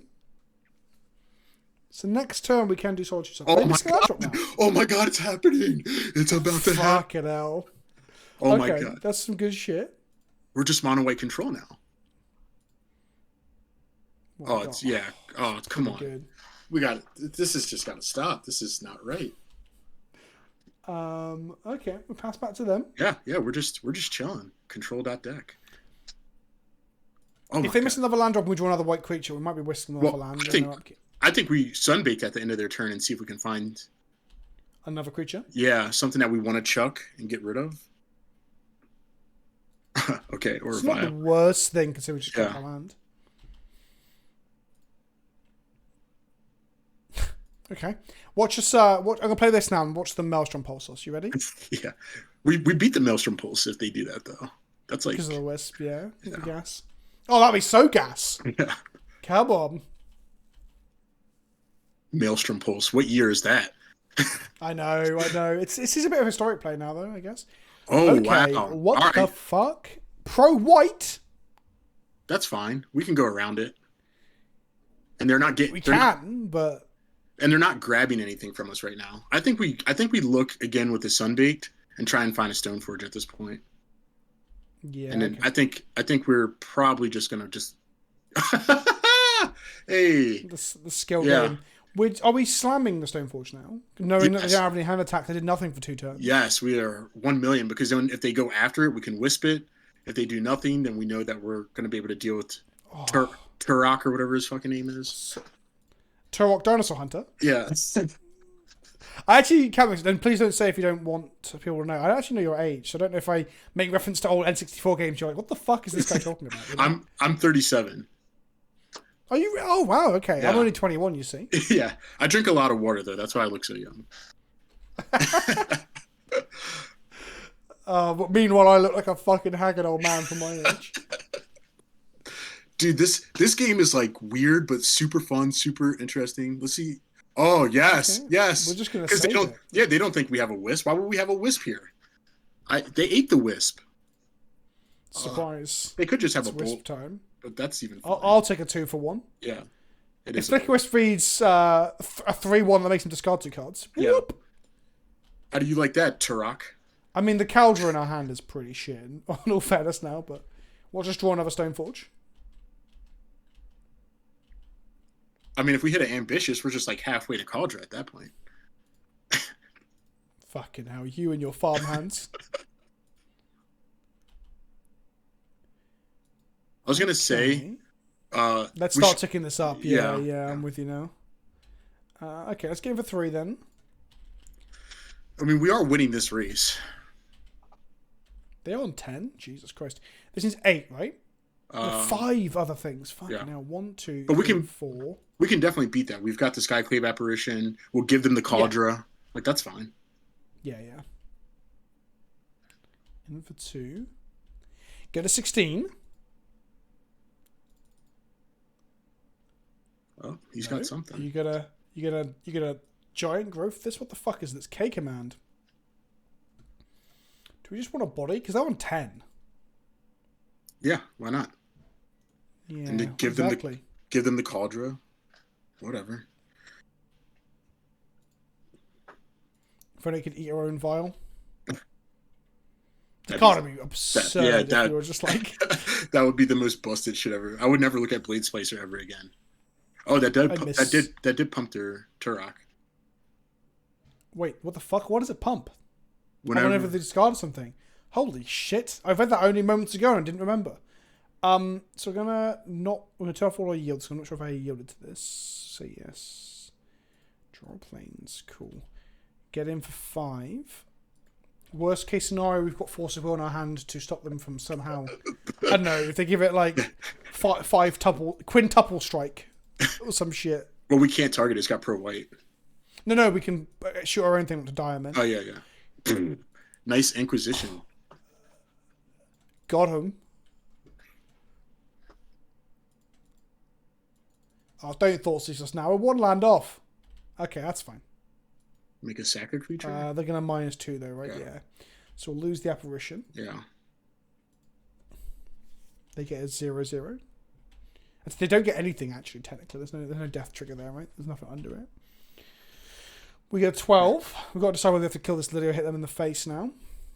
I guess a land helps us to decide on this as well. Yeah. Do we take this up considering a land is...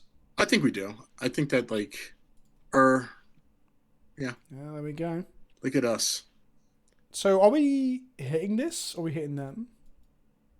I kind of want to hit. I want to. I kind of want to kill Liliana, but it's hard. Well, Because what's going to happen is they're going to make a Croaxer this turn. yeah. So what does hitting Lily do? Nothing. I think we hit the opponent. Oh, no, they cast Lily. No, if they uptick Lily, we discard 1 Solitude, then we just play the other. But they've got 3 cards in hand. I think putting them down to 2 is probably better than getting rid of the... I don't know. This is hard. Because if they have a Thoughtseize, they go uptick Lily, Thoughtseize. Yeah, They could go uptick Lily, Thoughtseize, play a land, make a Croaker, and then we're just in all sorts of trouble. I think we take Lily down then. Or no, because if we go after... If we take them down to 2, then they have to have a removal spell. Oh, and they can't Thoughtseize because they'll be on 2. Yeah. And then we have lethal in the air, so they would have to have a removal spell. Like, playing Croaker doesn't actually do anything. Yeah, it doesn't stop us killing them with the West. I see. I was too busy wondering how we didn't get a Solitude to play, but that's not actually that relevant. Yeah. Okay, we'll discard a Solitude. Yep. I'll allow it. Pump your Turok. Turok. Dinosaur Hunter. Dread Cantor. Bloodbraid Elf. Come on. Whiff. It's a whiff. Pyromancer. That's that a whiff. Is a whiff because we get to kill him. I guess they could hit land plus bolt here off the draw. That would be insane. By the way, everyone, this is just Jund, by the way. Playing against Jund. What is happening right now? Fucking Turok Jund. What the fuck? Okay, these are fucking amazing here. Yeah. Forge Tenders do really good. Paths are good. I think the whole board essentially comes in. Oh, they got Bloodbraid as well, so that's all. Why is this not all our main deck? That's the real question. Yeah. To bring it in every game. The vials so are Farmhand's actually not terrible. Do we take the vials out? Yeah, vials are gone. That's Even the Mind traditional Sensor's Jund gone. thing. Mind Sensor's okay on the play. Because they're a fetch land deck, right? But Holy yeah, okay, cow. sure. Can you do me a favor? Can you sort this by converted mana cost? Yes. Or mana value, sorry. How dare you say mana cost? How dare you? I'll be honest with you. A part of me is just like, cut the Stoneforge package and just go mono white weenie. But I don't know. I guess we want to keep card advantage spells in. So Farmhand, although that's been our cut when doing this transition before, is not as good here. But so we got 9 cards to cut. I think on the draw, like I think 7. Stoneforge package could go, and then like a couple Wisp or something.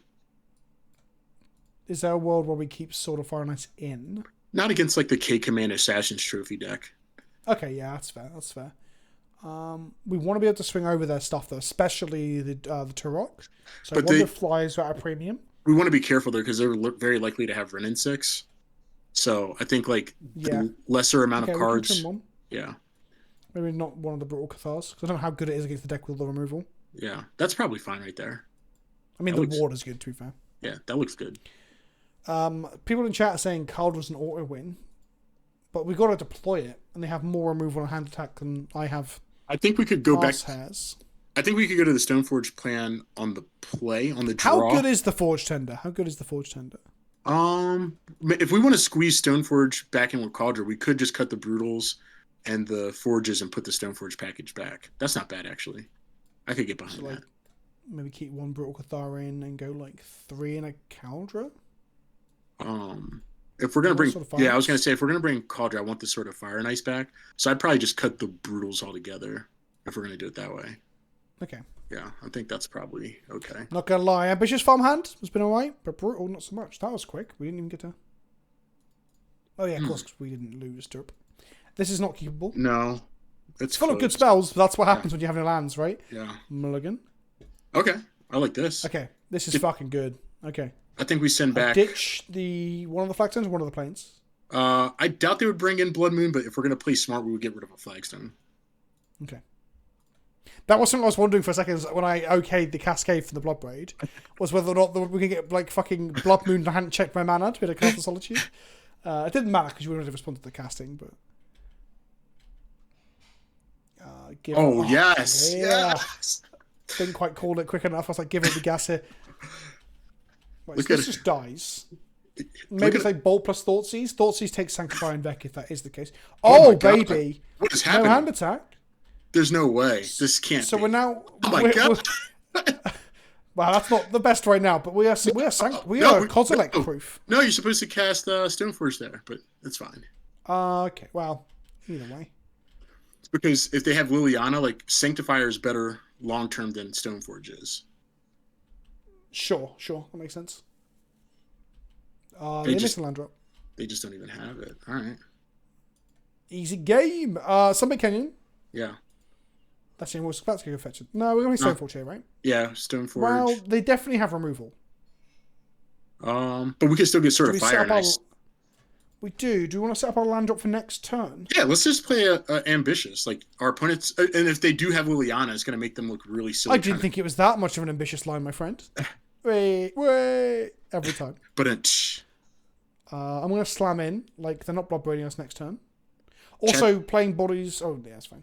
Chat's trying to set us up for getting beat down by Kozilek's return. I mean, it could happen. That could be what their line is here, right? Actually, to land with Kozilek's return and a bolt. This farmhand play was actually really good because we're basically Ren and Sixing them. We're gonna hit all of our land drops, cast all of our spells, and then we could, speaking of the boy. Huh. Okay, the uptick with no fetch land. That is a tragedy. I think we just bog down the Ren and Six. Like I think we go all in his cheeks. And we're playing as Mystic. I think so. The farmhand. While they're stuck, I think for sure we play the Mystic. And also, well, we got land drops, so playing the other farmhand doesn't do anything. Oh, we can play both. What am I talking about? Yeah. Are we scared of Kozilek's return? I don't care if we get Kozilek's returned. Like, one, our opponent has to have it. Two, they got to hit the land. Like, there's just so many things that have to take place. Yeah, and also if we untap and play a Fire and Ice and equip it to something, it might be game. Yeah. Well, say that they have outs with the K command. Also, this Caldra is almost online. Wow, this might be the game to prove the ambitious farmhand. Our opponent's got an actual Ren and Six, and we're just like, yeah, no problem. Okay, goodbye, Sword of Fire and Ice. Yo, wait until they see this, though. They're like, go. what the fuck? okay. Oh, shit. Fury, okay. That's the reason to keep Forge Tender. They kill stone. They kill everything except for they kill everything but the Sanctifier. Oh my goodness. That's fine. That was an incredible turn for them, though. That was a very good turn for them. But we do. Well, actually, they traded 3 cards for 4 cards. Yeah. Oh, look at this. We get to kill the Ren and Six. Yeah. And then we're at a spot if like tragedy end comes, we can path our own Sanctifier to play the Cauldra. Yeah. Well, if they play Lillian down tick, that's exactly what we do, right? Yeah. Just play a Tarmogoyf. Go on. Sure. Okay. Are we pathing? We're not pathing. No, not yet. Because then we're still just left with like a single body on board. Oh my god, yes. You can't. Let's go Stoneforge. We can't get anything. No, but we but took the Battle Skull out. This is just so ridiculous looking. The reason I'm excited about this is because if they go after the Stoneforge, then we absolutely just path the Stoneforge and have Cauldra. It is pro white chat. That's why we didn't path it. We're talking about pathing our own thing to get Cauldra out. Someone else has said it's pro white again. Yep. We're aware. Look at that. Oh, 106 centimeters. Oh, it's over. Wow. Haven't trophied in a while. Look at that. Yeah, where's my fucking... I've got air horns right here. Hang on, let's play some sound effects. Falcon Punch!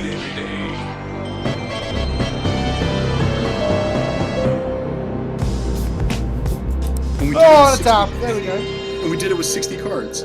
Everyone said it's supposed to be 80. Do you know what? Are you on the train that Yorion is a bit silly and you don't get to destroy your Aether It's not great? I absolutely could not get into the Urion list. I respect that people enjoy it and that they can do well with it, but it's like there's too much variance for me. I can't play game. I'm over here. I mean, I'm exactly the same. I haven't had a good stream or video like out with. I haven't played the deck much, to be fair. I play it now and again on stream, and you need to get reps in to really know what you're doing. But like, so I can't really back it up with like, look, this is better. This was nice for an example of that. But like, Yorion has always felt bad because I'm like, oh, in this matchup, I really want to see Thalia plus the rip that we decided in. And then you're like 80 cards. You're just like, I'm not drawing the fucking things I need. Surely, I get that Yorion gives you extra stuff, but I wonder if the percentage of games that you lose from not drawing the things you need is higher than percentage of games that you win by having a 5-drop that you got to spend 8 mana to get into play. You know? Yeah. Well, yeah. I guess you violate. I'm not a big fan of it. Everyone in chat who came to see you as well is like, it's a 60 card deck. Yeah, the 60 card Chad deck versus the beta 80. That is very true. Pay attention, Zoomers. I've heard that Yorion is a Sigma male, and he often stands behind his wife in photos. What a coward. What do you feel, Right. though? How do you think? What do you think of this deck? Okay, let's start with deck. So I think the deck felt strong. You can't argue with the results necessarily, although we did play a very weird collection of modern decks, in all fairness. So there might be an element of us just like dunking on decks from a year or two ago, it seems, right? Like fucking 8-whack and burn and stuff, right? It felt strong. I don't think Brutal Cathar at any point I was excited to bring it in or cast it, I guess, is the only like real like negative I'd say. And I wonder if that could just be more powerful sideboard options, like a fourth path, a copy of Rip and a relic, that sort of stuff, you know?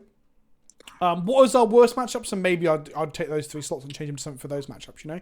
Yeah. Deck felt good. And Ambitious Farmhand also felt bizarrely good. It felt like a weird... It's like a rampant growth where instead of getting the card land immediately, you get a 1/1 body that might prosper into an attacker one day. Yeah. I guess you can't. I guess you can't fury a rampant growth, but I'll take that exchange. It's a weird one. It's a very weird. It's like we discussed in the beginning, and I still feel this way after.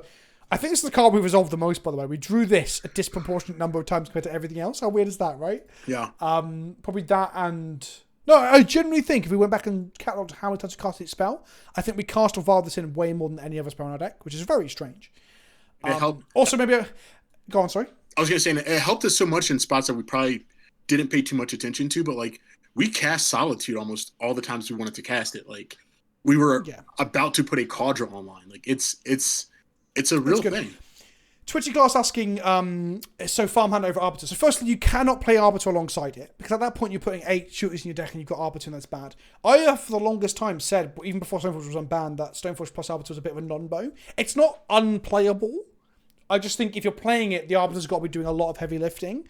And in a lot of the format at the moment, it doesn't feel that way. That said, though, we play against like 4 different decks. No, that's true. 8-whack and Mill and Dredge would have been bad against. The other 3 would have been relatively good against. So, we still have Aven Mind Sensor, which like for the matchups we're really terrified about. Like that is basically like a counterspell against some stuff, like stopping Urza Saga from just digging and grabbing whatever it wants against Amulet. I'd probably trim 1 Thalia for 1 more Aven Mind Sensor, because I've never been a big fan of 4 Thalia in Modern. But I guess I'd have to really look at like what the modern decks are right now and how many of them are a spell-based combo or where Thalia is good. To your point too, though, you could just probably put like more Avens in the board where the Brutal Cathar is. Yeah, and then when you go against Scapeshift or not Scapeshift, it's not called Scapeshift anymore, Titan, or I'm trying to think what other decks it really matters against anymore. Tron, I guess, is still playing map and stuff. What other decks? I guess Ad Nauseam, but that's the thing, right?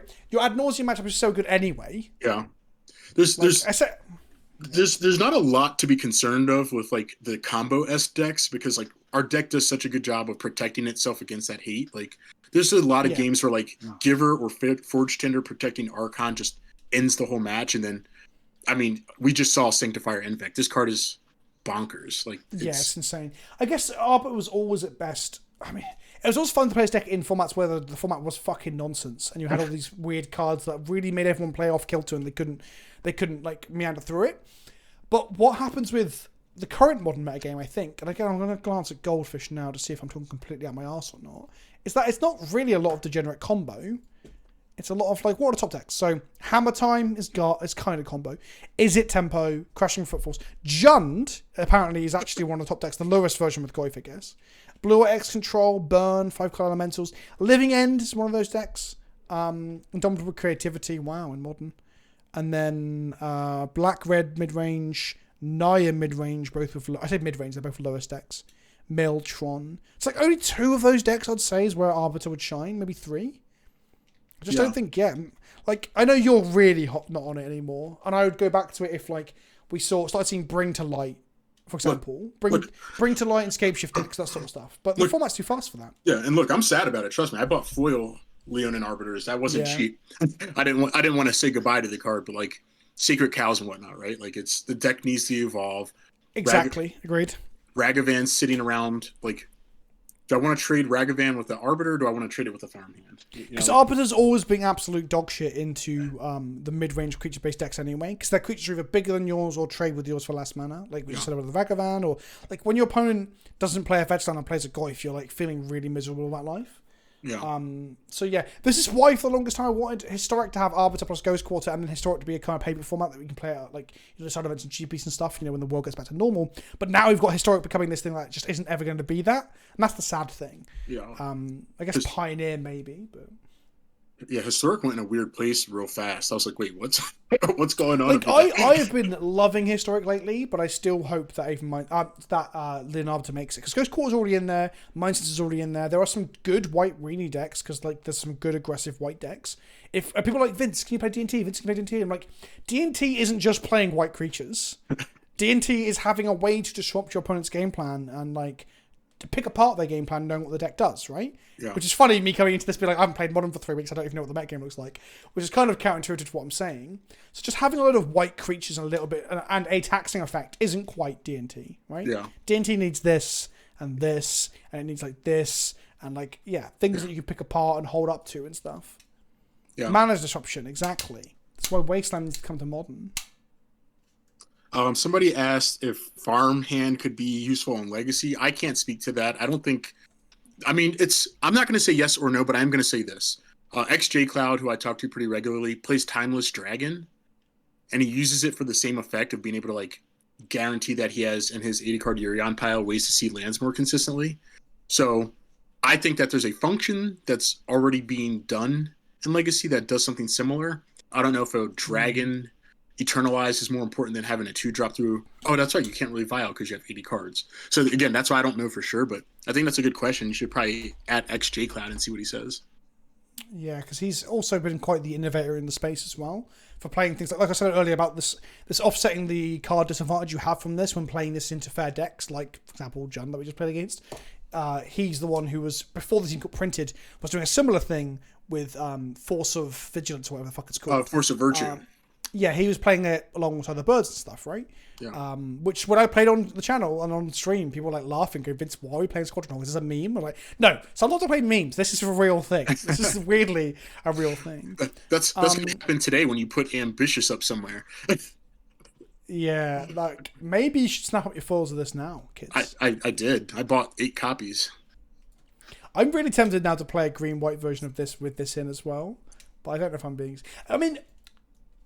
I guess maybe this is Go on. I said you flipped it. You flipped it twice, 3 times maybe. Well, one of the times you flipped it in, which was probably not the correct line. Is that fair to say? But it's at least still like, it's the fact that it's capable and it's threatening enough to not just be the land part of it. Like, trust me, I have a screenshot of it in the Discord that I'm in where it's like my opponents had to start like my Murktide opponent was countering my my Ambitious. Like, nope. Was that because you had an equipment in play, though? No, it was turn 2. But I had plenty of, like, really shit 1/1s for, like, 2 and 3 mana and stuff that have, like, a utility line on them, countered or killed, because, like, D&T, especially with Stoneforge, like, it turns everything into a threat, right? Well, he saw it in game 1, and it's just like, okay, well, you just reliably hit all of your land drops since turn 2. So going into the game 2 on the draw, they were just like, nope, counter that. Try to play. Okay, here's the thing then. So C now is asking about Intrepid Adversary, which is obviously the mythic pseudo multi-kicker creature, which I don't think is a D&T card. However, I was saying it's not a D&T card because you don't have enough mana up to utilize it, and you can't reset it in a way that's like reliable and stuff. Does Ambitious Farmhand push you towards the situation where you might be able to make land drops and like play Intrepid Hero on 4 or 6? Respect the Cat plays a mono white D&T/humans deck, and he's running Intrepid. I do think there's a world where like a mono white humans deck that has like the tax element still built into it could totally play Intrepid Hero, and Ambitious could help that. But like, I do think Intrepid's good. I don't think it goes in D&T though. Like, there's never a point where we can reasonably say that thing at any point in the game off the top of the library helps us tax. Like, I mean, today it would have been pretty bad on most spots, right? Like, there was never a point where we're like, oh, we need a 4-mana Anthem now. Or I guess a 2-drop off our Vial that you could 2-mana. Because also keeping your Vial on 2 is often not the correct thing to be doing in D&T as well, because you want to get up to the 3. And it's kind of always been that way, especially when we're now playing Skyclave Apparitions and stuff. My argument would be, like, it needs a shell that has, like, something that allows you to play it for free, like, so Vial. So that leans me towards humans. My other thought would be something like a Soul Herder shell, but not necessarily a modern. This might be a historic thing, where Bant Soul Herder just puts it in, because then you can just reset it over the course of the game with the Soul Herder, like pay 2 and then pay 4 when you got 4 mana and so on and so on.